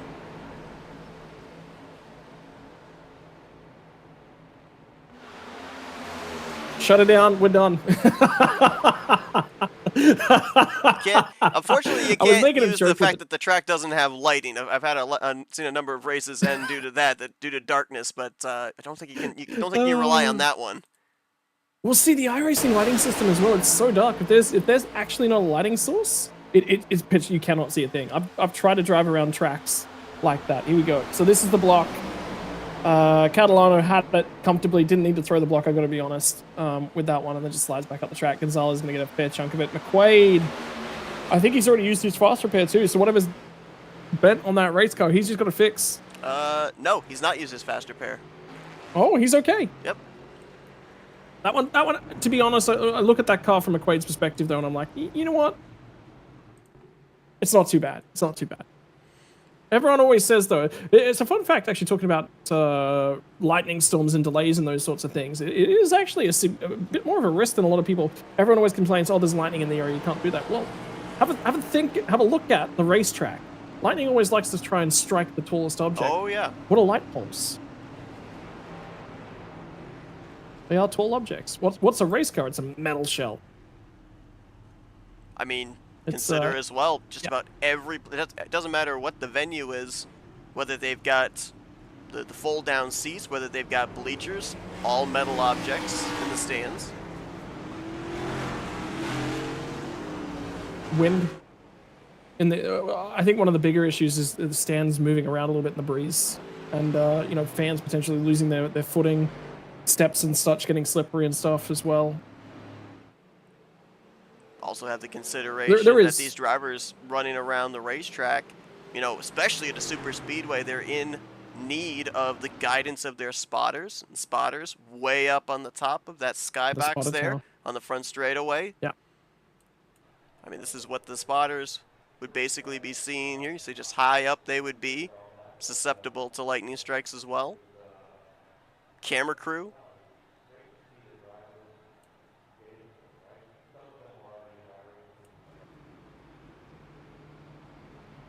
Jonathan Cogswell. Yeah. First one off of pit road there. I think this might be the first time he's been out in front here tonight. And he'll get ready to put us back under the green flag for stage 3. Looks like Rylan Facinato, Chris Hupka, Noah Jackson, Brandon Cooper going to be the top 5. Just double checking in on any drivers that may have taken on a faster pair here under this caution, and it looks like only one driver did, that being the 92 of Ryan Catalano. So a good chunk of the field still have their faster pair intact, still available to them should they need it for this final stage of the race. I believe there's only about a half dozen drivers that have used their faster pair at this point in time. You drive differently with that. The psychological effect of that, everyone sits there and goes, oh, well, it's not a big effect. You know what it is? It's a little bit bigger than you give yourself credit for. And there's a lot of debate about whether leagues should or shouldn't have a fast repair. Everyone sits down and go, every time there's a race with a fast repair and it shouldn't have it. I think Michigan's a really, really good example in this league. Everyone sat down after Michigan, oh, it's the fast repair, oh, it's the fast repair, oh, it's the fast repair. I said to them at the end of that race, no, that's how Michigan races regardless. It's, you know, what happened was we had a building storm of guys who just couldn't get the pass done because everyone was so packed up and you need to be in the specific right place at the specific right thing and doing very, very specific things to actually get passes done. And you get frustrated. And you get mega frustrated. And you add into that some of the additional drama that was going on along the side and guys just getting caught up in it. And I got to be honest, Michigan turned out exactly the way I thought it would have, regardless of the fast repair. It just would have had a lot less cars in it a lot earlier. Would have been effectively my change, the way that one would have raced. But it does affect the way that you go racing. I can be a lot more aggressive knowing I've got a backup car sitting there. You know, the only difference is towing back to pit lane, you obviously lose if you have to take the tow. Right. Because the car is that bent up, you can't drive it back. But you do race, you go, okay, I can afford to be a lot more aggressive because I've got that safety net behind me. So, you know, it's tricky. It is, you do race to that, and you will see some guys, again, I think this next stage is going to be about fuel. Everyone's going to be trying to save fuel, running that a little bit longer, because if you can shorten that last pit stop, that's where all the gain is going to be. So there is some advantage here in sitting back and being a little bit more patient, but yeah, that fast repair does make a difference the way these guys drive it. It's a lot less than you think. Well, only 7 drivers this season have scored double-digit top 10s. Jonathan Cogswell, one of those drivers, as he'll lead us back to green. 5 top 5s, 12 top 10s on the season. Still looking for that first trip to victory lane, a former stage winner during the regular season as well, and vastly outnumbered when it comes to the manufacturer battle. You've got a plethora of Toyotas, a bunch of Chevrolets, and then he and CJ Papa are the only lone representative of the Blue Ovals in the field. That's okay. Somebody asked those guys who won last week. I believe it was at the Ford. Won last week? Last week? No, my guy. Oh, I've been driving the. Last week was a Toyota. Yeah, sorry. I'm pretty sure I know the Yeah, guy. I've been sorry. Yeah. The thing is, normally I drive the Mustang. They recruited me to drive a Toyota just for this. Every other time I go racing, it's in a Mustang. So I'm always like, yeah, bang that Mustang, man. I'm so sorry, Cogswell. I wish it could be out there in a Mustang. I got badgered into driving a Toyota. This is not my fault, I swear. If I'm not mistaken, I believe during the course of the season, Ford has gone to victory lane only once, and that was at this very racetrack back in the season opener with Christopher Reese. Think about that. We're in August. You know, that was 6 months ago. Crazy. That time has just flown by. I've lived in 3 different houses since the start of the season. I remember back beginning of the season when the schedule is out and everything, and I looked at it, it was like, wow, it's a lengthy schedule.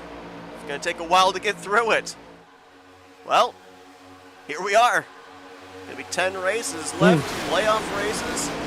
Once the checkered flag waves on this one, Daytona bookending the regular season, and we're here. We're going to now know who those playoff contenders are going to be at the end of the night. We've got a fairly good idea. All the spots are pretty much locked in, but they're not official as of yet. They will be when we get to the completion of our 130th lap here tonight at Daytona.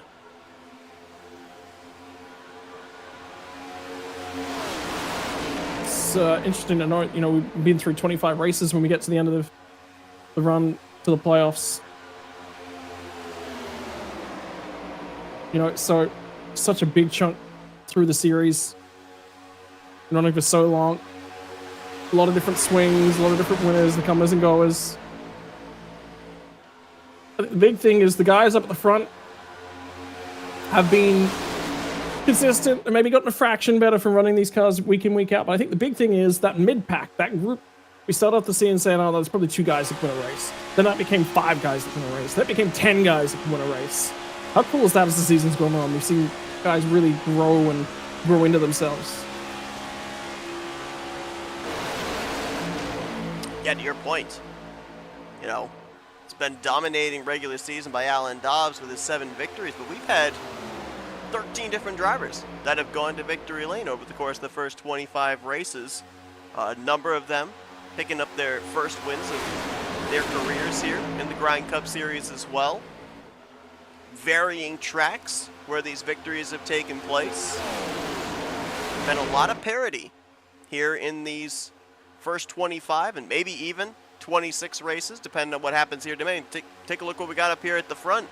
Chris Hubka, Christian Roos, a couple of Chevrolets. They're still looking for their first wins of 2025. Hubka just picked up a stage victory there at the conclusion of stage number 2, and documented Christian Roos with a top 5 run at a previous Super Speedway start this season as well.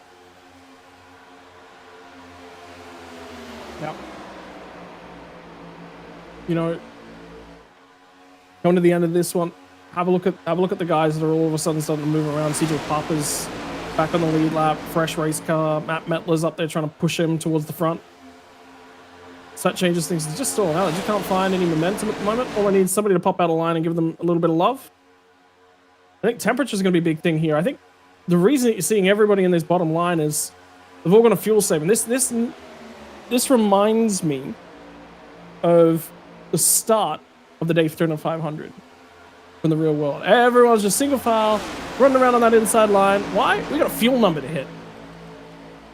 We're going to try and get as far into this race as possible.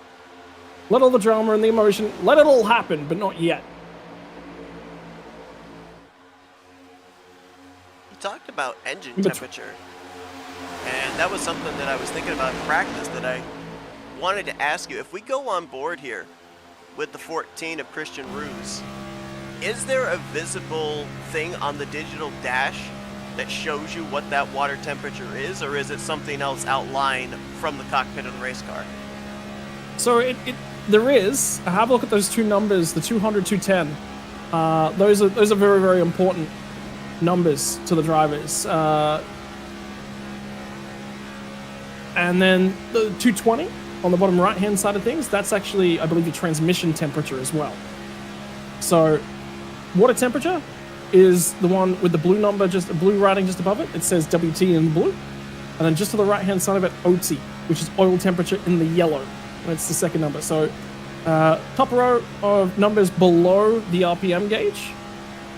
And the two numbers, not the right-hand side number, that is air temperature. It's the two numbers next to it that are the critical numbers. The only difference is the reason that they actually don't display on these dashes, and you would have seen it anytime you cross to a live in-car picture in NASCAR in the real world, they'd blow these numbers out. These numbers wouldn't be visible because this is numbers and data. This is the teams doing their working. So what happens in iRacing? Those numbers are there, but they're static. They don't work in a replay client. It's the same way as protecting things. So even though those numbers are there and on the dash, they'll be working for each individual driver's perspective. But for us on the outside looking in, they're actually not live numbers. Okay.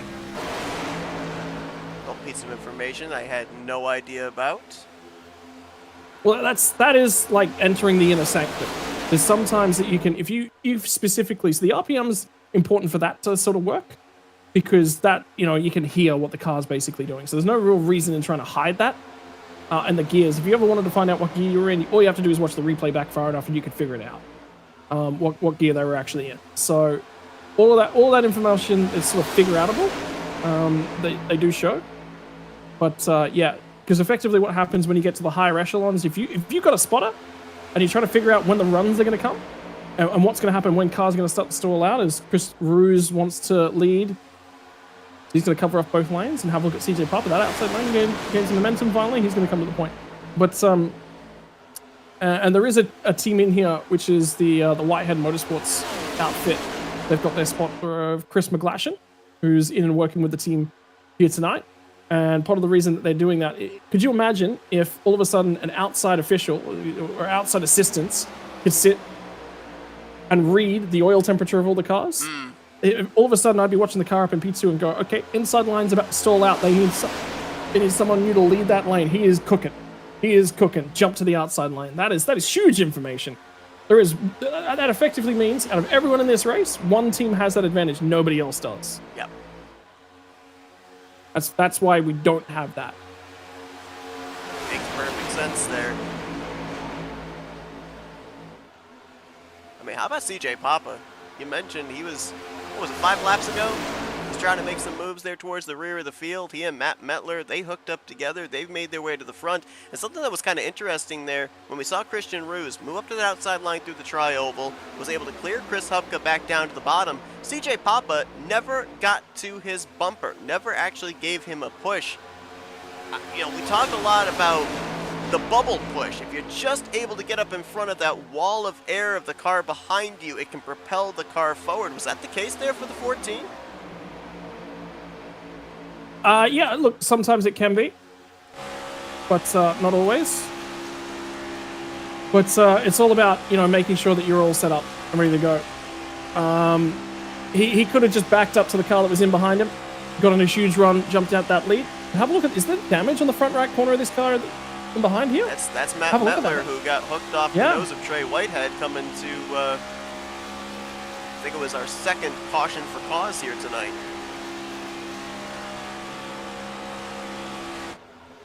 That's manual repair on the 31. Still has his fast repair available, but hey, you're able to hook up to the bumper of the 13, push him up to the front. I guess the damage can't be too bad. And imagine what that thing is if it's at complete 100% aerodynamically.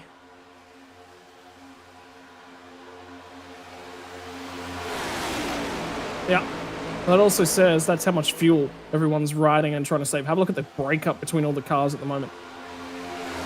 Chris Roberge, it's interesting to note that Roberge is the guy that's jumping to this outside lane and trying to lead at the moment.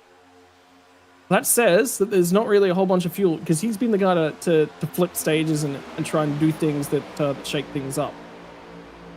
So there's clearly not a huge deal going on right there. Definitely. There's a lot of guys. Like the Toyotas are saving. Because I'm seeing have a look at how group of them just kind of riding back there. Well, have a look at how strung out the field is. This is the longest the train has been tonight. Look at those gaps. Huge gaps in the pack. Got Lano, Dobbs, Cooper, Jackson, Brock Whitehead, all nose to tail back here.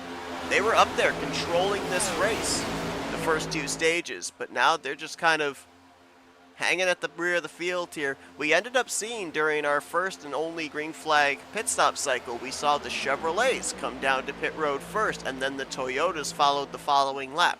Looks like we might have the same similar narrative, as the Chevys don't appear to really be saving nearly as much as the Toyotas. We saw Chris Roberge, Jeffrey Kleinsma trying something there on that outside line. Got Patrick McQuaid up here in the top 5. Christian Roos, Chris Hupka not that far behind. Looks like those Chevrolets right now using up a little bit more fuel to be a little bit more aggressive to have that track position before we end up getting to that pit stop.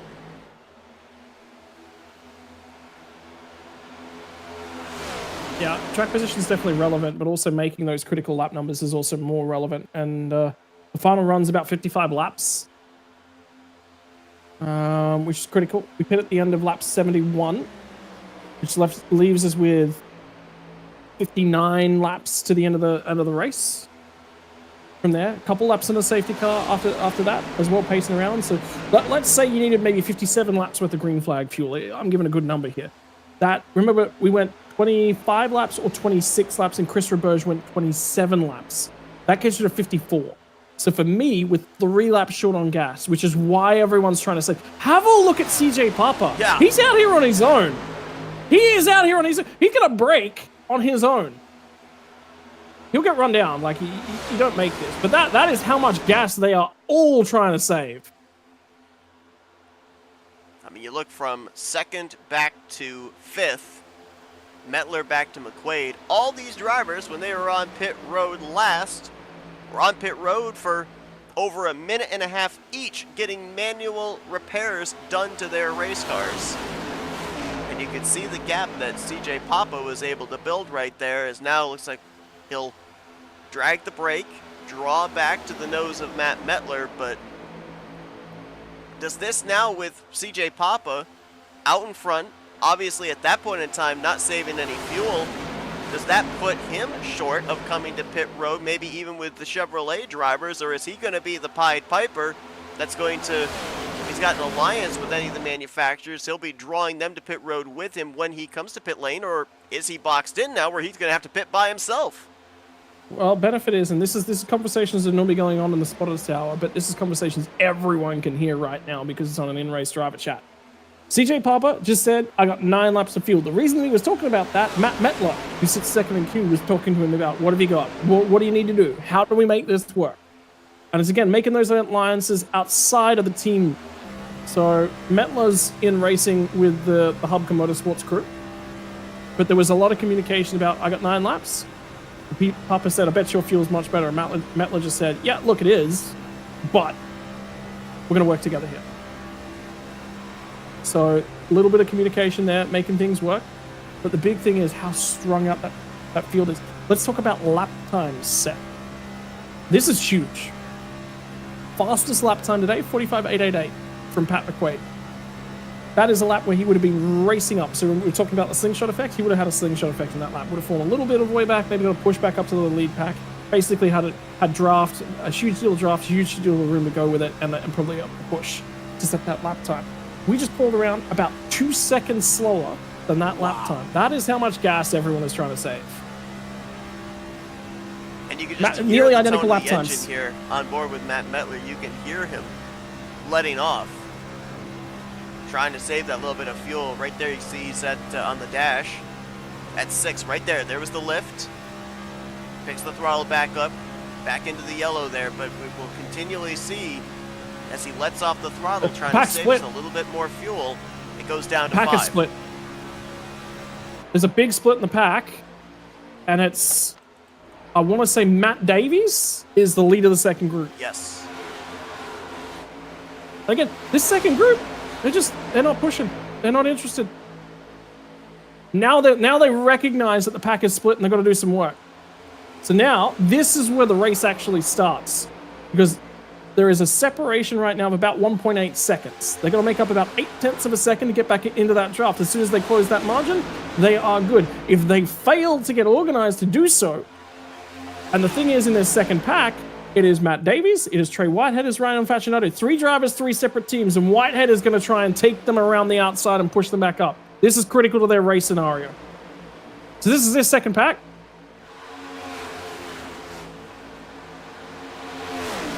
And Trey just said, I can't lead. I haven't got the car to lead right now, so there is an issue for him of some description.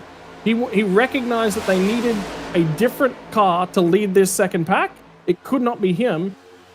And Mark Gonzalez is going to take it over. Well, Mark Gonzalez has got right front damage on that race car. He has not got a clean race car. So again, this is this second pack failing to get themselves organized and failing to recognize that they were at risk. However, the separation in the lead group is so much so that there is every opportunity for these guys to run them down. So I'm trying to crunch the numbers here. You gave that 25 to 26 lap window. Obviously, you also pointed out that we're saving a little bit here, so we may extend that window out just a bit. Is there a scenario? I'm looking, we're about to complete our 22nd lap here since going back green. Can we split this final run in half? Maybe. Can we get to that window to be able to come down pit road and be able to make it the rest of the way? Or are we going to have to save fuel again even after that pit stop to be able to get to the checkered flag?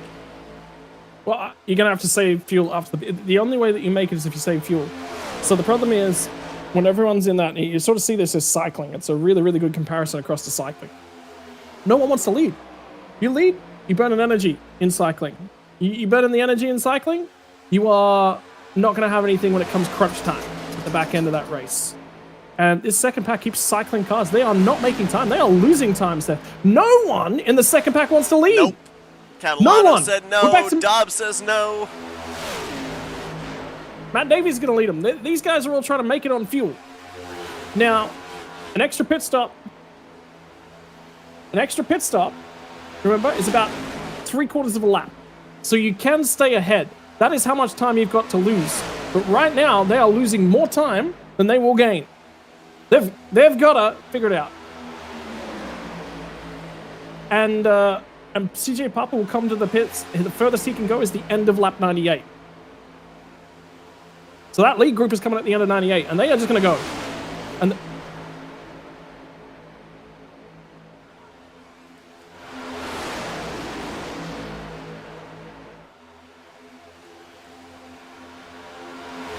this is critical. This pack, the fuel-saving games are going to stop. They've just got to go.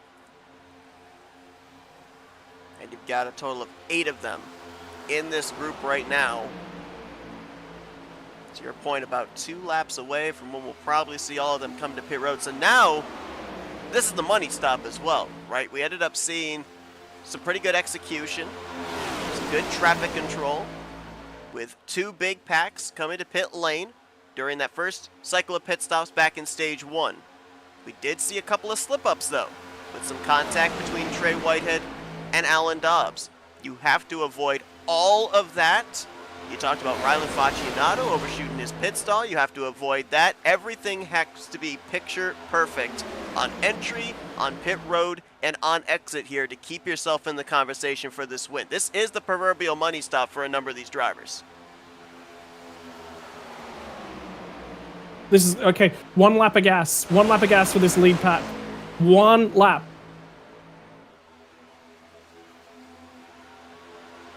I just checked in on lap times. This pack did run about 2.5 tenths slower than that second group, so they did gain some time on them.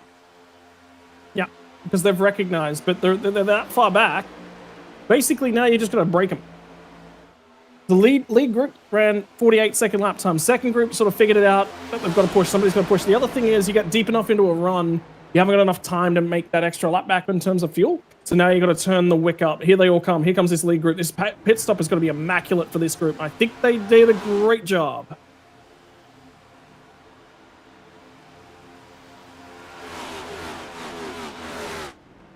Top 7 all make it onto pit road safely.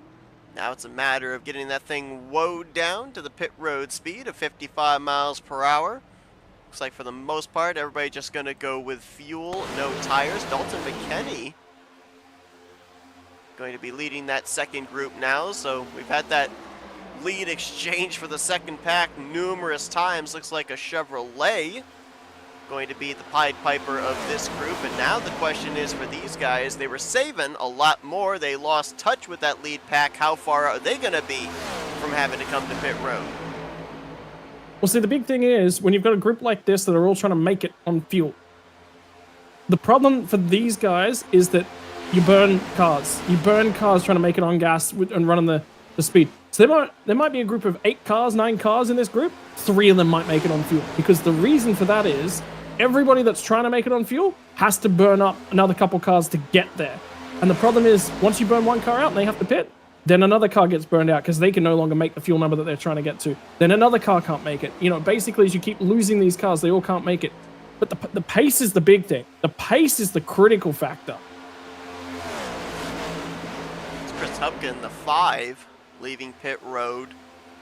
See, there's nobody around him there, so might have had an issue either during his pit stop or on exit. We got some drivers diving onto pit road here from this lead pack, it looks like, including Mark Gonzalez and Ryan Catalano. Interesting there for Catalano, I was noticing about a lap and a half ago, he bailed out and dropped to the tail end of the field.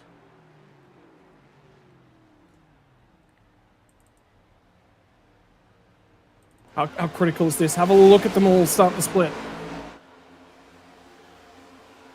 Matt Davies just made a pit stop. He returned to the track, but he's going to fall a lap down, at least for the moment. Did we end up having a pack get together here of those drivers that all came to pit road? It looks like potentially Kleinsma, Mettler, and Cogswell, they've all found each other. They're trying to reel in CJ Papa, make a pack of 4 as here comes a big group onto pit road from that was second group, now lead pack.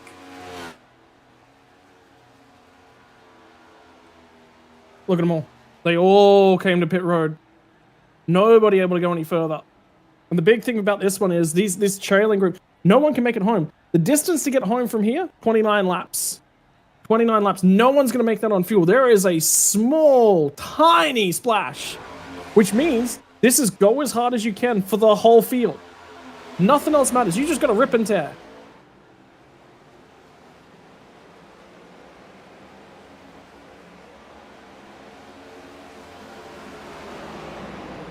Exchange for the race lead going to take place right here through 1 and 2. Dalton McKinney in the 46 getting bypassed by the 13 of CJ Papa. That will put the full throttle adrenaline rush coffee Dark Horse Mustang back out to the point. And you can see that that group of 4 have already gotten themselves organized up. Now it's a matter of these other packs that have just come out onto the racetrack to get themselves organized up. We're going to have to keep an eye on lap time and difference between these packs here to see if indeed they can reel in the top 4. For these top 4 though, how tight can you keep the draft? Because you brought up the point of water temperature. Obviously there for Kleinsma, you see him trying to keep his front bumper locked to the rear bumper of the 13, but he can do that only for so long. Yeah, but it's easier. So the thing is, when you've got these packs all spread out like they are right now, there's every opportunity to get a little bit of air because you're not actually pushing as hard as these cars. When you get in 5 or 10 car groups, the cars go a lot quicker. Have a look at how much closer that second group is though now, but they're losing time. I can tell you, they are losing time to the group ahead. Dalton McKinney's not getting enough of a push. Dobbs is not pushing him. The big thing is, Seth, no one makes it on fuel in this final little run here. So everyone must pit. It's just about how much fuel you have to add to the race car is the big difference. It will be a fuel-only pit stop. You are not taking tires at this next stop. If this lead group of 4 becomes a lead group of 7, you probably see them continue to gap that next group as well. And I think the big thing is Dobbs needs to be pushing a little bit harder. He's the critical control car in that third group. I mean, looking right now at the drivers in this pack, looking at when they pit to when the drivers up in the lead pack pit, the interval right now is about 6 seconds. There's about 3 laps better on fuel for that second group. I don't know exactly how that translates into the amount of fuel you have to put in the car, how much time you'd have to spend on pit road, but is 6 seconds enough of a gap to close up in that amount of time gained with the least amount of time in your pit box? No, I think it's going to be about 3 seconds, 2 to 3 seconds with the extra fuel. I'm pretty sure that's the amount of time that we're sort of looking at. And the other thing that's worthwhile noting, Seth, is that second group is about to tag onto that lead group. So you've got 4 cars that are about to be joined by 3 more. All of a sudden, their pace is going to pick up quite significant. There might be some shuffling. Dalton McKenny's slowing this group down. Yeah, they've all forced to abandon him. It went from 6 seconds to 10 seconds and increasing.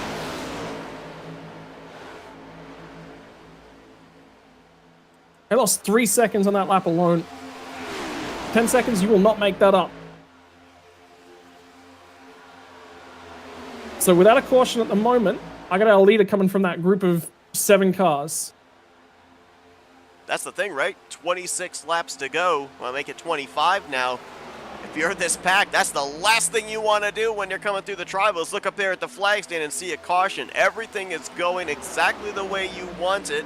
You got a 1 in 7 chance of ending out the regular season with a checkered flag. If that caution comes out, guess what? Field's going to triple in size. Yeah. This comes down to the leaders of the packs now, and the lap times are critical. Got to keep half an eye on. So last lap by for Noah Jackson, Alan Dobbs, both in the 50.5 range. Leaders, 48.2.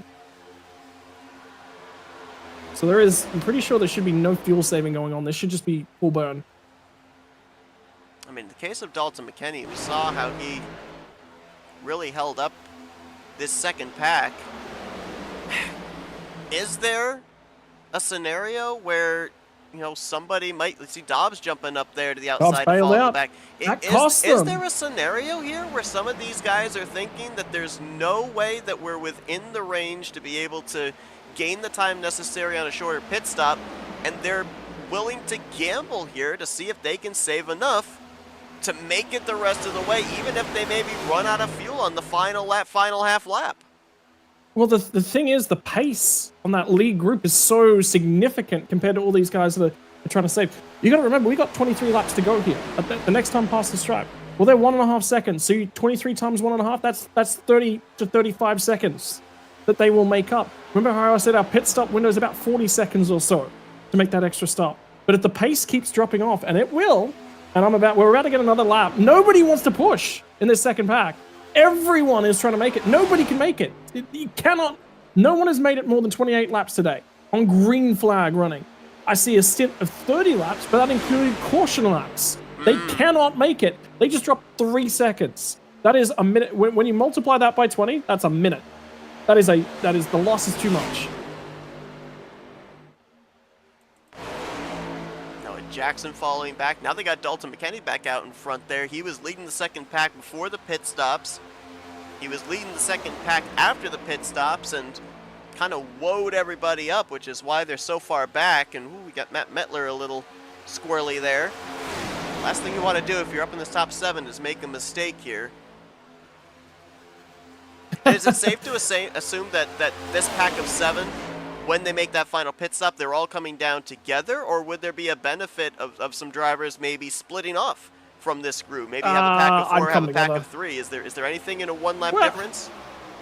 There probably is. And the biggest thing I heard was there was a lot of argument on the radio. A lot of argument. There's a lot of argument in the second pack. There's a lot of guys pissed off with each other. Everyone's like, I want to save fuel, I want to save fuel. Okay, well, you can't lead. All right, well, somebody else come up here and lead. Nobody jumps up and wants to lead. And that's the arguments that are going on right now. Oh, we got to be doing this speed to try and get there, even if we cut the stuff. we got to cut this stuff out. Oh, well, okay, well, you jump out here and lead. Nobody jumps out of line and tries to lead. You keep jumping back in line in third spot. Yeah, because everyone in that pack wants to save fuel. Every single car in this has committed to trying to save fuel. And the leader's going to pit. That last time by 2 seconds. The difference of the lead group of 7 to this thundering pack here of about 9 to 10 cars. Yeah, to your point, here come the leaders onto pit road. Just going to be a clean stop. That's it. And I think it is going to be a clean stop for the whole field here. Kleinsma probably needs to get into the stall, give CJ a bit of room. He's the last stall though, so he's good. I like this Super call too, because Speedways- now you're going to be on the offense, right? All those guys back there in the bigger pack aren't able to get organized, aren't able to figure out who wants to lead. Too late. You've got the fuel now to be able to make it. You can be aggressive here, and hey, even if you're not able to catch up to that lead pack, they're probably not going to be able to make it on fuel. You just take advantage, go on by when they make the dive to pit road. No one's making it out of that pack. Absolutely no one. The big thing comes down to Seth. Remember how I said you need to go. When did they pit? 29 laps is what they need to go. They went 30 laps on that previous run, and that was with 4 laps worth of safety car, the pacing. They cannot make it. It's not going to happen. It's straight up. All of them going to have to pit. It's over.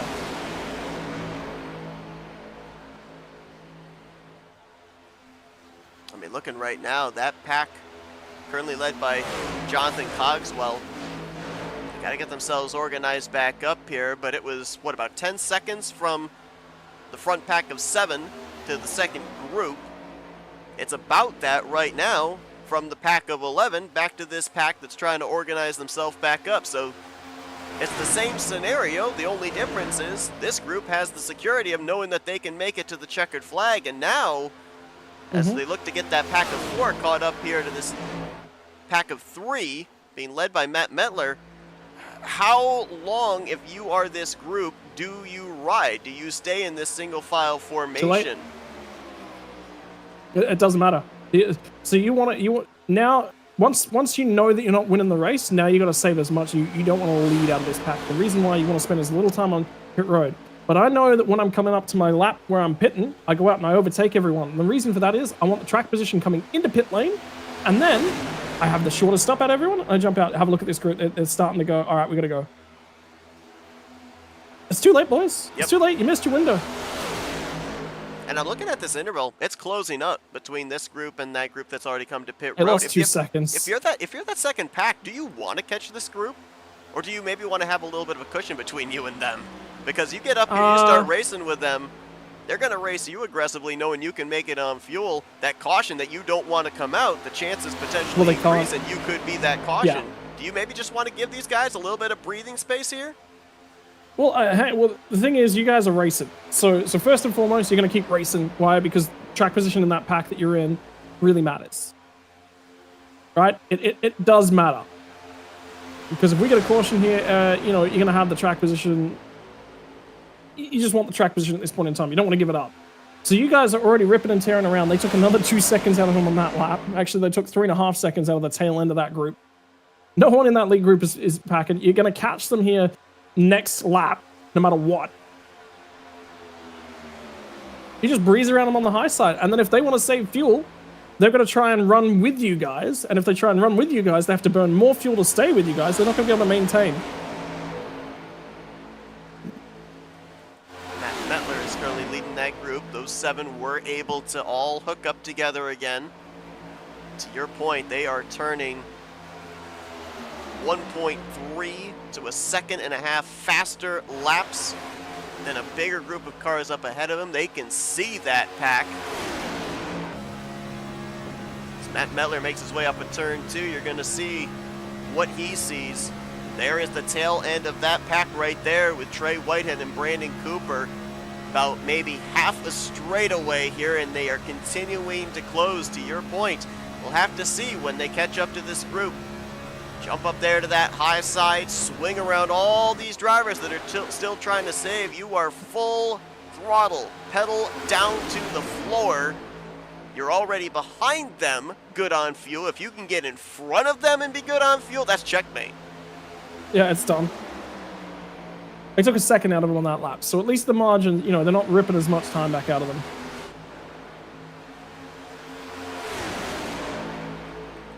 So if you're this group and you can't make it on fuel, when's the point that you kind of throw up the white flag and dive to pit road, or do you go as far as you possibly can? Well, here's the thing. I just heard some more knowledge coming out of that team. They can make it. This pack? Yeah, well, somebody just said they can make it. There's no way. Surely not. Some mind games there. Huh. I don't believe it. Surely not. It's just a number. The math ain't mathin', Seth. But then again, you've seen how good my math is this season. So maybe it's the person ain't mathin'. Regardless, they're here. Well, the pace is... Expect to see the fastest. They may be able to make it on race, fuel, but right they're here. not able to make it on fuel by full throttling, I don't think. I think Yeah. that would be I can make it, but I have to keep saving for these final 14 laps. Yeah, that'll be the big thing. I think we're about to see fastest lap of the race, potentially from Matt Mettler here. Here comes the blocks. Yep. Yeah, here comes the blocks. See that pack coming. They're going to try and blockade them in, not allow them through. See how aggressive Matt Mettler's going to be. Big shove there to Noah Jackson. These guys want to back this group of 7 down to their pace, keep them walled in, not allow them to get up to the front of it. Shoot the middle. Christian Ruse and Jeffrey Kleinsman have gone up to the outside line. They've broken them up there. You've got 3 of that group on the bottom, 4 of them up on the top. Ruse might be thinking about trying a 3rd lane here, maybe.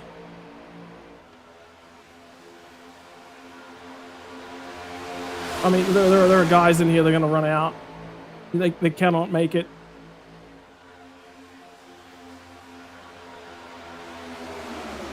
One big pack once again here. Drivers right on the precipice of can they make it? Will they run out of fuel? Others, Ruse up into the wall trying to make a 3rd line work. You need a Kleinsman to go with him. Kleinsman jumps to the outside lane here. Somebody's jumping to the back because they can't make it on fuel. Brock Whitehead, who was leading this pack for a good portion of laps. Down on the apron, dropping back.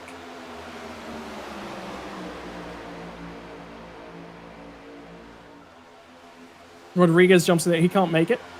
He recognizes there's no way for him to make it, so he's going to drop out of leading. He's going to see this constantly.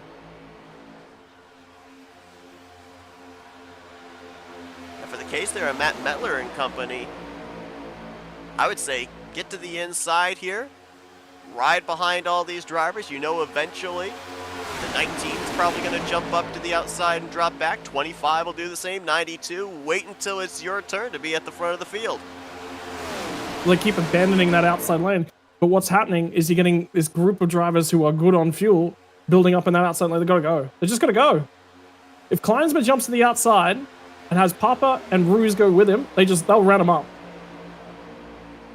Because the guys are in that middle lane, and it's Trey Whitehead. I can't quite see the other car that's in behind him. Brandon Cooper. They can't do it on fuel. They are compromised. Whitehead abandons. He has to abandon. If you can get the 13 and the 31 hooked up nose to tail, we saw them make tremendous strides on that outside line that got Papa and Mettler up to 1st and 2nd. Right now, Mettler is... Well, hang on. Oh, now Mettler's going up to that outside line.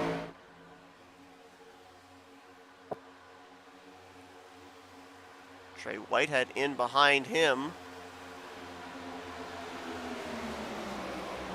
Here it comes. Here comes that grouping that I was talking about. Alan Dobbs just jumped to the outside lane as well because he's, again, they're just trying to control. They're not trying to actually advance. They're trying to control. Whoa! Mark Gonzalez, late move there as he's coming to pit road. Here comes Papa. Follow him, Jeff. Jump in behind him. Push him. These guys that have got the fuel, they're just going to be organized. Yeah, here comes Christian Ruse. Yeah, that's smart. Now Jeff just needs to jump in behind him. Trying to get to the right rear there, Lift off, Brandon Jeff. Cooper. Matt Mettler, if he sees that run coming, he may jump up to that third lane as Oh, well. he will.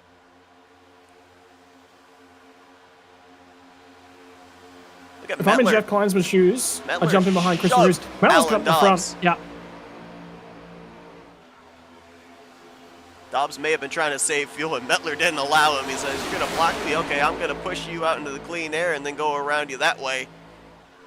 Now Mettler, good on fuel. He can control this draft. Now it's a matter of some of those others that can make it, like CJ Papa, Christian Ruse, Jeff Kleinsma. Can they get up through the traffic?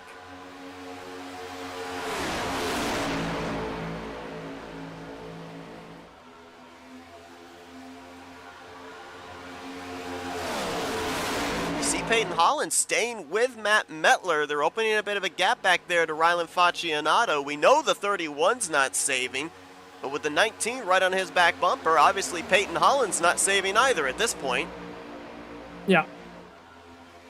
What do we got? This time by, we'll have 7. Man, it's about to go off. Chris Hupka onto pit road in the 5 car.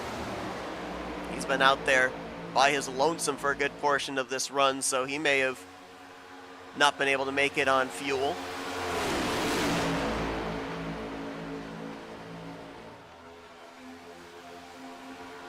Oh, contact back there. Kleinsma and Dobbs. They get away with it. Here we go. Here's that run I was talking about. There's Kleinsma and Ruse getting grouped up. Yeah. CJ Papa's up there with him as well. They'll have 3 cars lined up through 3 and 4. Yeah, that's what they needed to do. Oh, but Kleinsma's though. He's having a lot of issues with being pushed. And Papa abandoned. Yeah, Papa took a look at that and just went, "There's no reason being up here. I can't support these guys." So he's thinking for himself.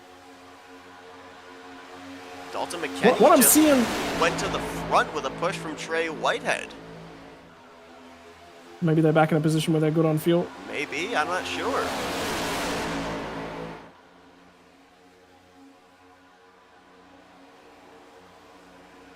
Christian Ruse, Chris Roberge up there on the top side. Kleinsma's going to go back up there again, try and lead that third lane. And look at Matt Mettler. Whoever's been in front of him, he has not been afraid to push them. CJ Papa, Alan Dobbs, and now Dalton McKenny. Their rear bumper full of the nose of that Toyota Camry. And I think you're starting to see guys check their fuel boxes and move around, right? And Mettler's going to have to block. He's going to have to pick a lane. Finally, that outside lane sees 3 cars connected, but we're willing to push each other. They haven't got a problem with their fuel numbers. They are gold, oh boy. Trey Whitehead pushing up there, almost put Kleinsma in the wall. Good tight draft in that third line, though. They're making hay.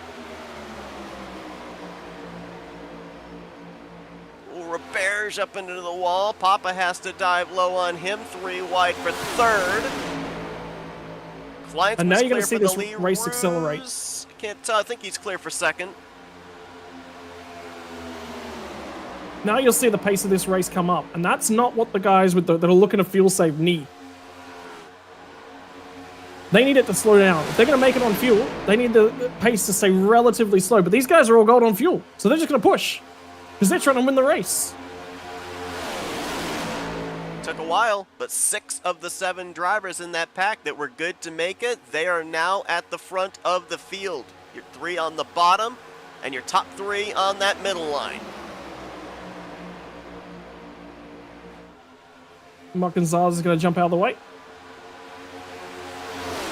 Only one that's good on fuel that's still boxed back there is the 27 of Jonathan Cogswell. Oh, we were 4 wide through the tri-oval, getting by that slower car of Mark Gonzalez. They made it through. That is a tough corner to go through.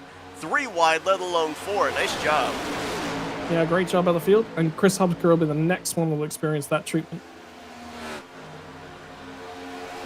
I'm still questioning. We're going to have 2 to go. I'm still questioning whether some of these guys can make it.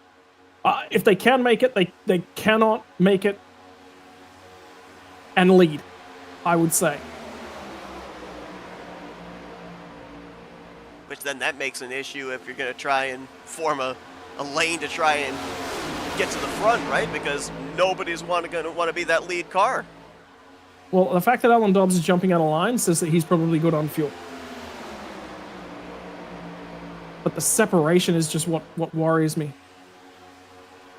So it's just 5 miles. We're just waiting, Seth. Get around to the white flag. Next flag ends the race. Cooper stepping out back there into a third lane. No takers behind him. It's Jeffrey Kleinsma leading the second line. Matt Mettler steps up. Ooh, contact between him and Dalton McKinney. That's the wreck. Yep, there it is. So we will get ourselves a green white checker. Cautions out. We're going to overtime. And I tell you what, Trey Whitehead is on his lid.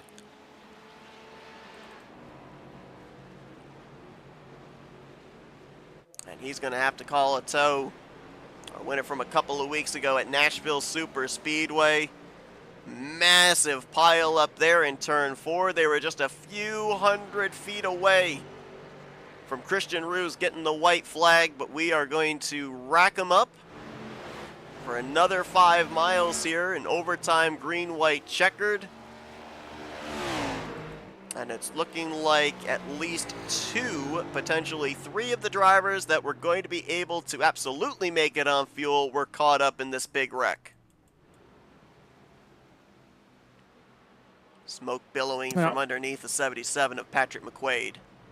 Yeah, and has he taken that faster pair? He's still got that one up his sleeve. I believe he still has the faster pair. No, he does not. He took it on the last green flag pit stop. Yeah, which was smart. He needed to.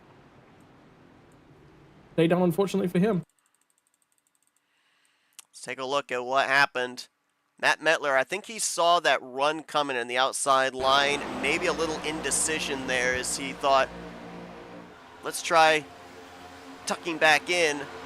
He was already alongside of Dalton McKinney. Contact made, and that's a wild ride there for Trey Whitehead. Oh, CJ Papa was in that as well. So actually 4 drivers that were going to absolutely be able to make it on fuel were caught up in that. Brock Whitehead, looks like Brock might have actually tried to assist the brother in tipping that car back over. Didn't work out. Rylan Faccianato was in that wreck.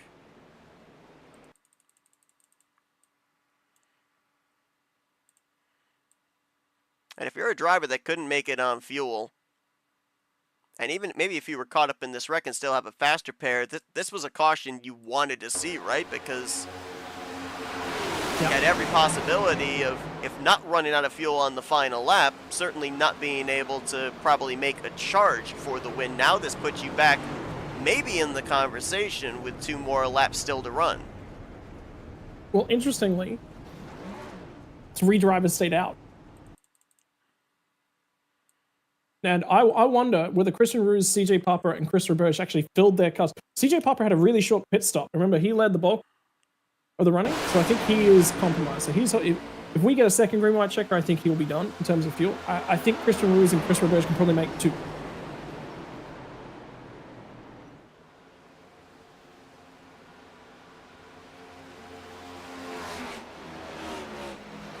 Only our 3rd caution here tonight for cause.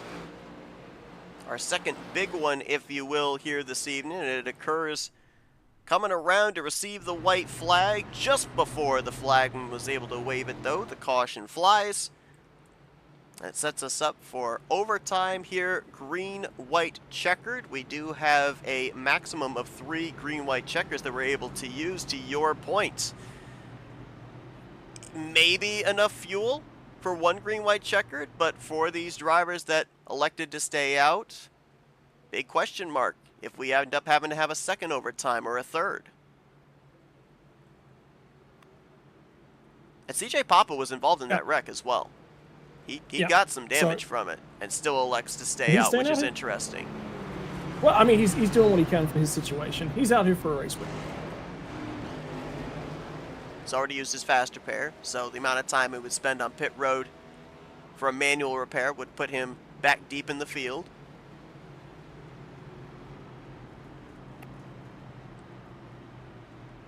I mean, look what we got up here for a scenario, though. We talked about here tonight, opportunity for a driver that's been consistent this season, pointed their way into the playoffs, locked into the postseason, but still looking for that first checkered flag. Christian Ruse comes into this race 6th in overall points.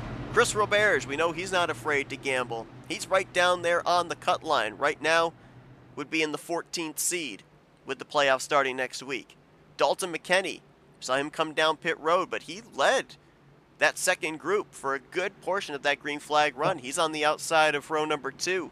Comes into this race 7th in overall points. Peyton Holland in the 19. Going to start 6th.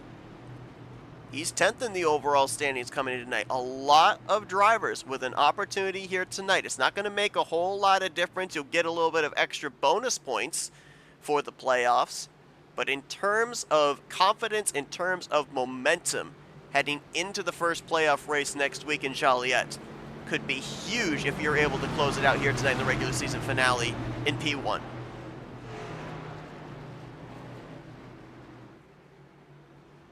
Yeah, I mean, that's a huge opportunity, isn't it? You come in, just makes you a little bit more lighthearted and into next week, which is a huge opportunity. So you can't afford to not take that. You got to have a go. The biggest thing is, as well, we've already said it, freedom. Just absolute freedom to have a crack at this one. Absolute freedom. And then we're off to Chicagoland next week. We are indeed. Overtime, green, white, checkered. If they come back to the white, next flag ends the race. If caution comes out before they take the white, we rack them up and we do it all over again. Great launch there for Christian Ruse. Question is, was it too good of a launch? As he's got about a car length back to CJ Papa. Oh, have a look at Cooper. Just cut his way straight through. Big move there. He got a really Cooper, good run. 3-time winner on the season. Looking for a 4th to close out the regular season of 2025. And they are pushing, and they are beating, and they are banging. They are pushing these things as hard as they can possibly go. No one's lifting. No support now. Roberge is going to drop to the bottom. He wants a win. He has tried flipping stages. He has tried strategizing his way to the point. Here we go. Here's his crack at the win. Do we get the white? Answer to that will be yes, as they hit the start-finish line under green flag conditions. 2.5 miles to sort it out. Who's going to be the last winner of the regular season? Roberge still on the bottom. He's got Christian Ruse. Dalton McKinney helping the Toyota. Brandon Cooper on the top side. Do we see a third lane form here down the back straightaway? It's going to be the question. Well, everyone is so boxed up and in and on each other. Oh! I think the room to create that third lane is not going to happen. Roberge has got nothing. Papa gets turned. Racing Dalton McKinney's going to have a crack at the win. Yes, he is. If he makes the move here, can he get some help? It's a Toyota behind him in Holland. Here comes the Chevy up top with him and Christian Ruse. He's going to side draft him off of 4.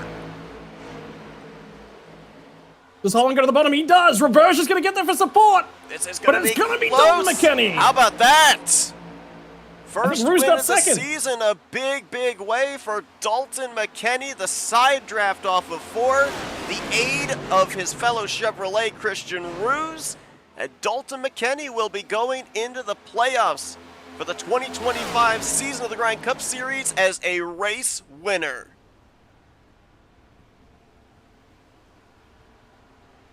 We only dialed up one driver during the course of this race. Did you know something? Yeah, look, Dalton's had a rough season.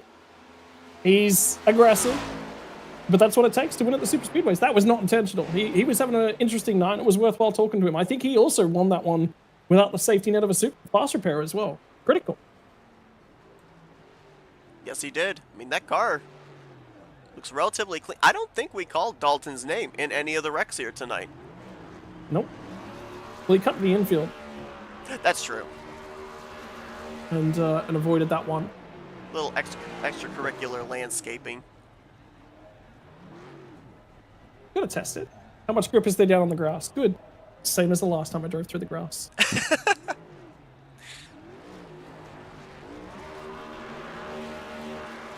Dalton McKinney coming into tonight.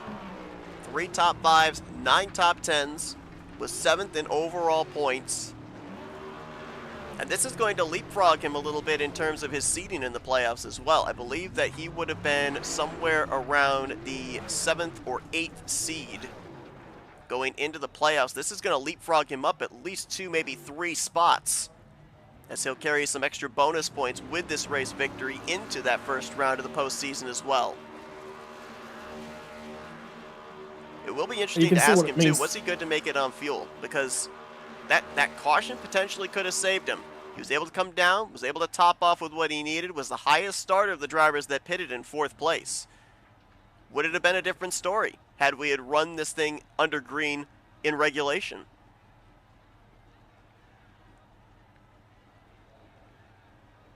Well, it's interesting we talk about that, Seth, because I heard from McKenny, he said he was good. I heard from Dobbs that said he was good. I heard from a couple of people that said they were good. But yeah, I think the big thing was the fact that it took, if that trailing group of cars, the ones that all decided, screw it, we're going to make that extra stop, had gotten their pit stop done and got to the point, I think the big thing would have been they needed to get up there and they needed to all work together to break them. Because once you split and strung that pack out and they all tried to go back to fuel saving, they wouldn't have made it. They would have had to have saved too much. You had to lift the pace of that pack, and they just weren't able to do that. Let's take a look at your finishing results here tonight. Chevrolet's 1-2 with McKenny taking home the victory. Christian Ruse playing a big part into helping push McKenny to that victory as he'll bring it home second.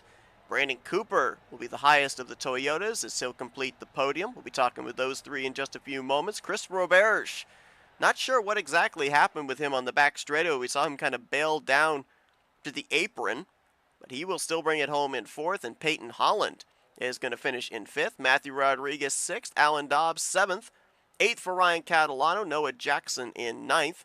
That caution helped save Mark Gonzalez as he was able to bring it home inside of the top 10. CJ Papa in 11th with Jonathan Cogswell in 12th. Brock Whitehead was 13th, 14th place for Rylan Facinato. Trey Whitehead in 15th place.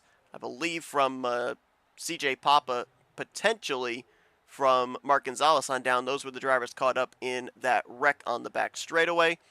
2 laps down in 16th was Chris Hubka. Patrick McQuaid will finish in 17th place.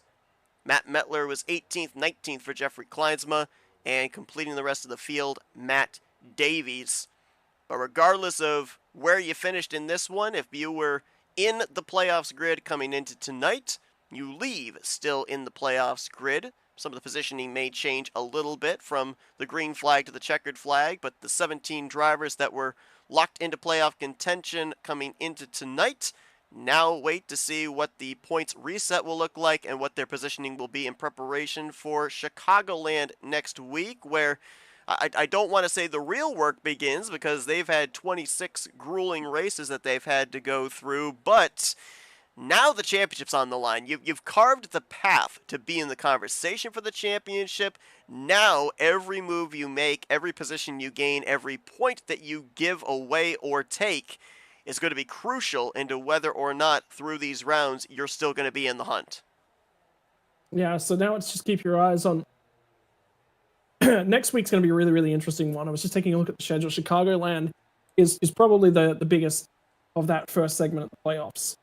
And that'll be a fun one. Iowa's going to be really, really challenging. That's round number 2. And then Bristol Night will be the last of our Dash for Cash races to kick things off. So that first chunk of the playoffs is going to be a really, really interesting segment because Chicagoland, you go really, really wide open. And you go to Iowa, which is sort of halfway between Bristol and Chicagoland, and then you finish it at Bristol. So track's getting narrower as you get towards the end. So yeah, it's going to be, you want to go in with the confidence. Dalton's got that. He was in the right place at the right time. Finally got that duck off the back. Finally got the result that he's been chasing for a very, very long time. So huge opportunity for him. But he also needs to make sure that he makes something out of that over the next couple of weeks as well. Absolutely. Let's see if we can go down trackside and dial up our podium finishers here tonight. Let's kick things off with our 3rd place finisher, Brandon Cooper. Hey, Brandon, Scott and Seth up here in the FRM booth. You got a copy? Copy. Hey, great regular season for you. 3 trips to victory lane. Almost made it a 4th here tonight. Had that move put on you there in turn 4. I was kind of looking at the scenario. It was Toyota, Chevy, Toyota, Chevy. What little more could you have done to kind of stop that momentum of the 46 jumping to your outside? Maybe draw him back there on the front straightaway and maybe be able to pick up your 4th win on the season here in 2025. I feel like if I had a push from behind me, that definitely would have helped, but there was nobody there. Or there was, but I guess nothing was done. But other than that, there was absolutely nothing else that I could do. I tried to hold that top line, but they just really kept pushing me. Wasn't really much that I could do there, but we had a pretty good race. I think led a lot of laps there, maybe almost half. I'm not sure, but was able to lead a lot of laps and was just fighting fuel in stage 3. Luckily, that caution came out and we were able to fill it up a little bit because I would have been sputtering there at the end. But overall, we did get the 3rd place finish today, so got to be happy about that. But still short of that win. Look, I mean, we're going to have a couple super speedways here in the playoffs. We've got Atlanta and Talladega coming our way. What do you take out of tonight? There was a lot said about coming into tonight, and the playoffs are locked in. This was really a freebie. So everyone got to go out there, have some fun, learn a little bit of things, don't really worry about season results, not really worry about the finishing. It was just all about stamping a win on it to finish off the regular season. Atlanta's, I think, going to be a big ticket as a part of the midpoint of the playoffs, and I think it's also going to be the trickiest race of the season just with where it sits. But then we've got Talladega as a second last race as well. That's we've gotten sort of a dose of what the playoffs look like from the super speedway perspective tonight. But I get the feeling the aggression is just going to get ramped up. Oh, absolutely. Right there towards the end, it was pretty scary. So we got a lot of races we got to roll the dice on here in the next couple weeks. Well, man, some good momentum for you heading into these playoffs here, kicking off at Chicagoland next week. As mentioned, 3 trips to victory lane, 1 to short track, 2 at the mile and a half. We got a couple of mile and a halfs that are going to be on the schedule. We've got Iowa and Bristol Night in back-to-back races, so certainly going to be expecting to see the short track prowess there.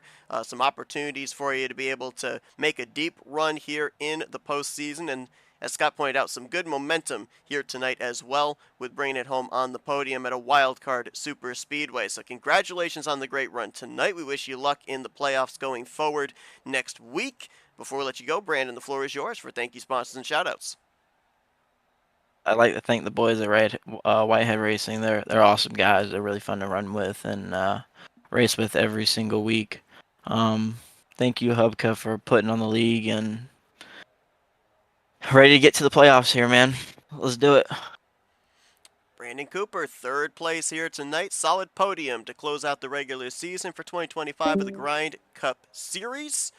And we'll see if we can now dial up the driver that brought it home 2nd place here tonight. Another playoff contender. See if we can get a hold of Christian Ruse.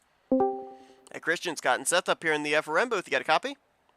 I sure do, gentlemen. What's going on? Wild race here tonight. We had a lot of drivers gambling on fuel. You were one of the drivers that elected, let's not gamble, let's go full court press. Let's go full offense here. We saw you guys come down to pit road, have the insurance to be able to make it the rest of the way, carve your way through that rest of the field that we're all trying to save to get to the conclusion, and you end up being a huge difference maker into the outcome of the winner of this race. 2nd place here tonight, your best finish on a super speedway so far. You had that 7th back at Talladega. What does this do here tonight? I know you're short of the victory, but what does this do here tonight? The consistency, but having a podium finish going into the playoffs now. It's huge and it sucks at the same time. I'm not gonna lie. I was just talking to McKinney in the waiting room there, and I've never been so disappointed in a 2nd place finish. Leading there, coming to the white flag, and caution comes behind, and got a huge jump on the restart, and I think that's what kind of killed me. I just got too far out ahead, but McKinney deserves one. He's been in the league for a while, and it was nice to, if I couldn't win, I told him I wouldn't want anybody else, or he was one of the ones that I wanted to win least just because of where we're at in points. But he deserves one. A podium here is huge. I won this Daytona race last year. I'm always good at super speedways. I expect to be running up front, and to finish where I did, it sucks, but it's also nice getting some momentum going here into the playoffs. We got Talladega coming up in about a month, I want to say. So hopefully I can get another good run going there. This first couple races here in the playoffs, though, are going to be interesting for me, though. Just not some strong tracks for me. So we'll see how the points shake out for seeding, and we'll just try to ride this momentum going in. I think one of the big things is moving forward is it's now a little bit of a reset. Everyone sort of knows each other. We've all run alongside of each other for such a long period of time. But now we've got like a really varied track set that's coming our way. Chicagoland, Big Wide, Iowa, Bristol, Atlanta, Charlotte Roval, Auto Club Phoenix, Martinsville, Talladega, Homestead. That set list is very, very. Is there a track in there that you're like, I've got to have a good result at this one, or else my playoffs are basically done? Being an Iowa boy myself, I have to have a good run at Iowa there. And, honestly, if I could point my way up, because I know, forgive me here, I'm trying to find the schedule again. Bristol is a very good track for me. I had really good pace earlier this year before I got junked. I should have won there last season, but I screwed up the stage. Between Iowa, Bristol, Atlanta, going into the Roval, I need to have points. That's what it's going to be for me. Stage points are going to be huge. Finishes are going to be huge for me. Because the Roval is it's going to be terrible for me. I'm not going to sugarcoat that. That's just one of my worst tracks. Road courses in general are bad for me. And then Phoenix too is just not a track that fits my style. For whatever reason, that track, I cannot figure it out. So I gotta point up, gotta get to a comfortable spot where I can have a bad race at the Roval at Phoenix and maybe still be able to hold on to something going into the last couple at Martinsville and Talladega, which are two good tracks for me. Well, we talk about it always one step at a time. Beginning of the season, take that first step. End of the regular season, take that first step. You've been able to do that to advance your way into the playoffs, and it'll be a lot of fun to watch your progression as you try and make your way into that championship battle when we eventually get to Homestead. Congratulations on a great run here tonight to close out this regular season, give you some good momentum in preparation for the start of the playoffs. Christian, before we let you go, we'll give you the opportunity for some thank you sponsors and shoutouts. I appreciate it. First of all, thanks to you guys for the broadcast here. It's excellent week in and week out. I love it. Thanks to Hubka for putting the league on. The Smoke Pit, 1-3 Speed, Grind Sim Racing, Extreme Automotive Detailing, Cash Customs, Chris Hubka for his painting on this car. I think that's everybody. Lafleur Labor Services, another one. There's a lot of people that support me and what I do here on this hobby. My wife is another huge one. I can't forget her. I'd be sleeping in the doghouse for the next month if I did yet again. Big thanks to everybody in the league too. This had potential to be a really, really crazy race at a lot of times there, especially late with the different fuel strategies. And we all kept it clean, kept it off of each other for the most part. And we were able to finish. Under green, I guess, even under green, white checkered there, we were still able to have a good show. So thanks to everybody that tuned in. Again, thanks to you guys. Thanks to Hubka for the league, and hope to continue the momentum and chat with you guys again here in the next coming races. Christian Ruse, second place finish here tonight in the regular season finale at Daytona as he gets ready to run in the playoffs for the championship starting next week at Joliet. Best of luck there. Obviously, best of luck as well at Iowa. Maybe get yourself a home track victory or a great performance there and the remainder of this playoffs as well. I appreciate it, gentlemen. Thank you. Christian Ruse playing a big part, working with a fellow Chevrolet bow tie as he helps Dalton McKinney find victory lane for the first time this season. A big win to kick off the start of the playoffs here, ending out the regular season. Let's see if we can dial him up in victory lane. Hey Dalton, it's Scott and Seth up here in the FRM booth. You got us? Yeah, how we doing? Oh man, we dialed you up middle of the race. You gave us all your strategy there and everything. Things got a little bit interesting as we neared the end of this one. You were part of that pack where you were all trying to save. Nobody really seemed to want to be able to lead the line. You had another 7 drivers on a different agenda as they reeled you in. And then the caution comes out, and all you guys that might have been short of making it are able to come down, top off, and go full aggressive on that final green-white checkered. You started this race from the outside of row 2, kind of boxed in. How were you able to carve your way eventually up to get that move to the outside of Cooper, be able to be back first to the start-finish line where the checker was waving? I really lucked out on that caution. I was gonna make it on fuel, but I was gonna have just enough to make it to the line. I don't think I would have been able to pull out and try to pass for the lead or nothing like that. I was gonna be kind of restricted to just pushing someone and really saving all the way to the checkered. So that last caution helped. And then pitting, I did not think I was gonna come out fourth. Being able to come out for that second row, I really felt good about it, or at least that you have a shot, and that's all you can ask for on a green-white checkered at a track like this. We took off. I didn't get a great start pushing the 9.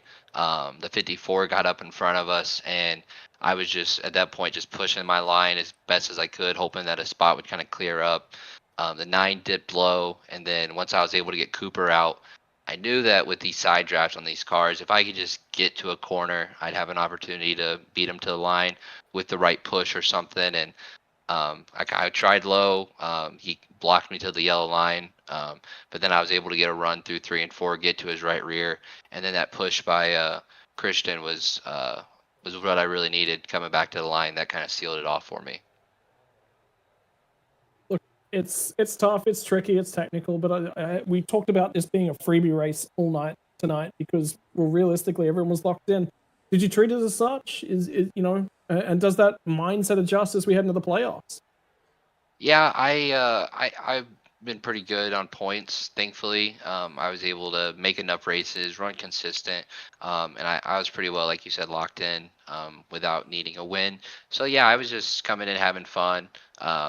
I didn't practice a whole lot. It's hard to really practice at this track. I practiced pit road a time or two. But yeah, it was just you just want to find yourself in a spot with a chance to win at the end of these things, and it's not easy to do, especially with this car. Track position is so important. So just more lucky than anything to probably win here, but this is a really tough league. I've been racing in it. This is probably night 20, night 21. I think I got like 2 or 3 top 5s maybe. I've led some laps, so I'm not necessarily a top end guy here, and I know that. So to be able to get an opportunity to win and capitalize on it was sure nice.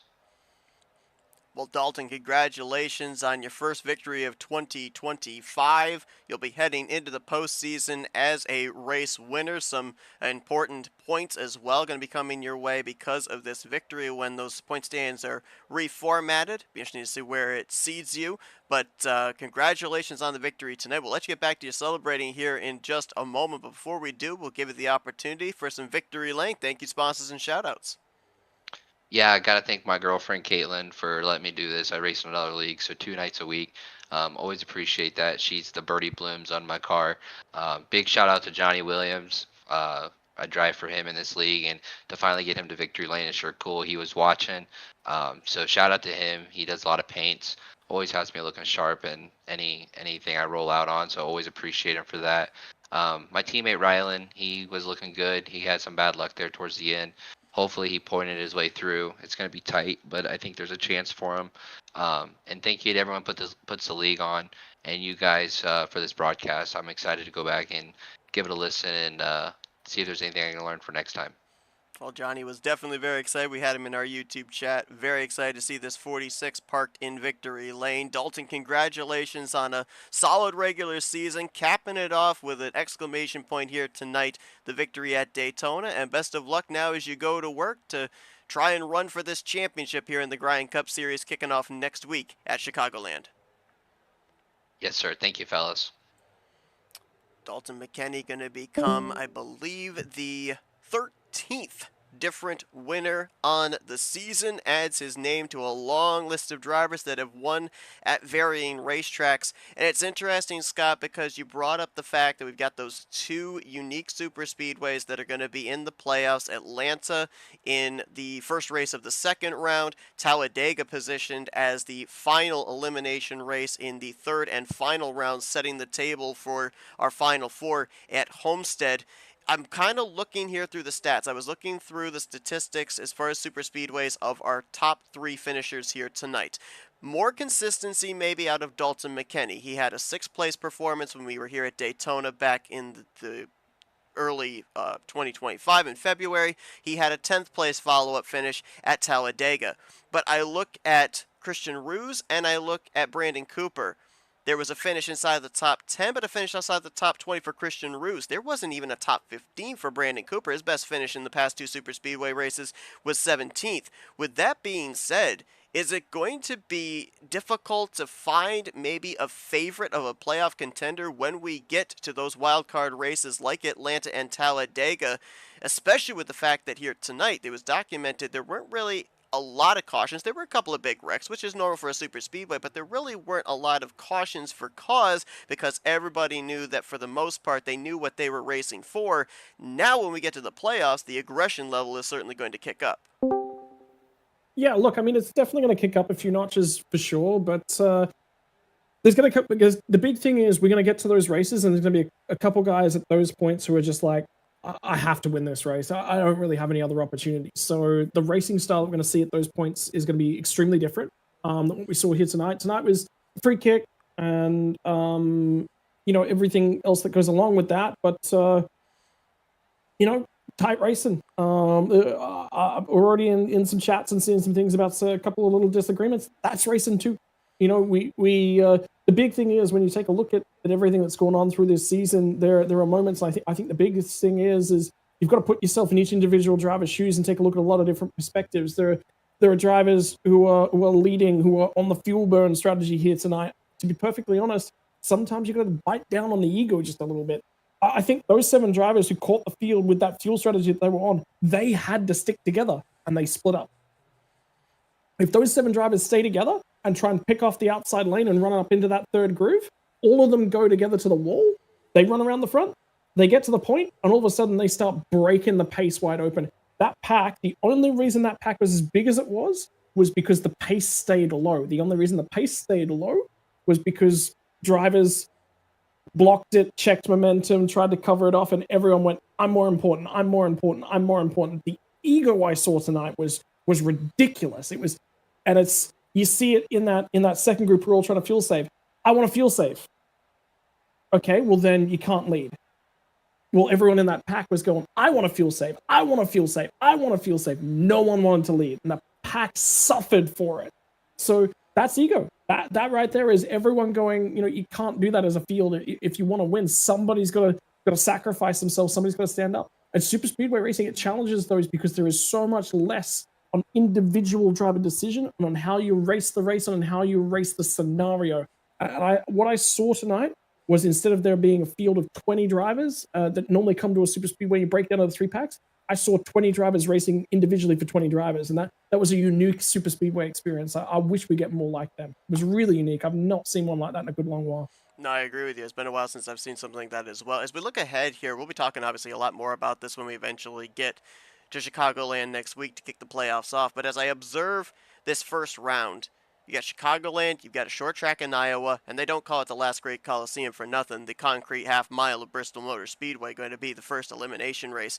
How much emphasis with 2 short tracks here as the second and third race of the first round, how much emphasis do you think all of these playoff drivers are going to put specifically on Chicagoland? Because you talk about, here tonight, you have to rely on others to control your destiny. Chicagoland's a driver's track. It's multi-groove. You basically determine how well you're going to do, where your car is better running, where you are in relation to the drivers around you. Iowa, Bristol, we're going to be up each other's gearboxes. So how much emphasis do we put on Chicagoland next week? How important is it in that first round? I think it's important from a confidence. There was I talked a couple of weeks back about confidence levels and professional drivers in the Australian. I got a really good opportunity to talk to him, and he said, it's all confidence.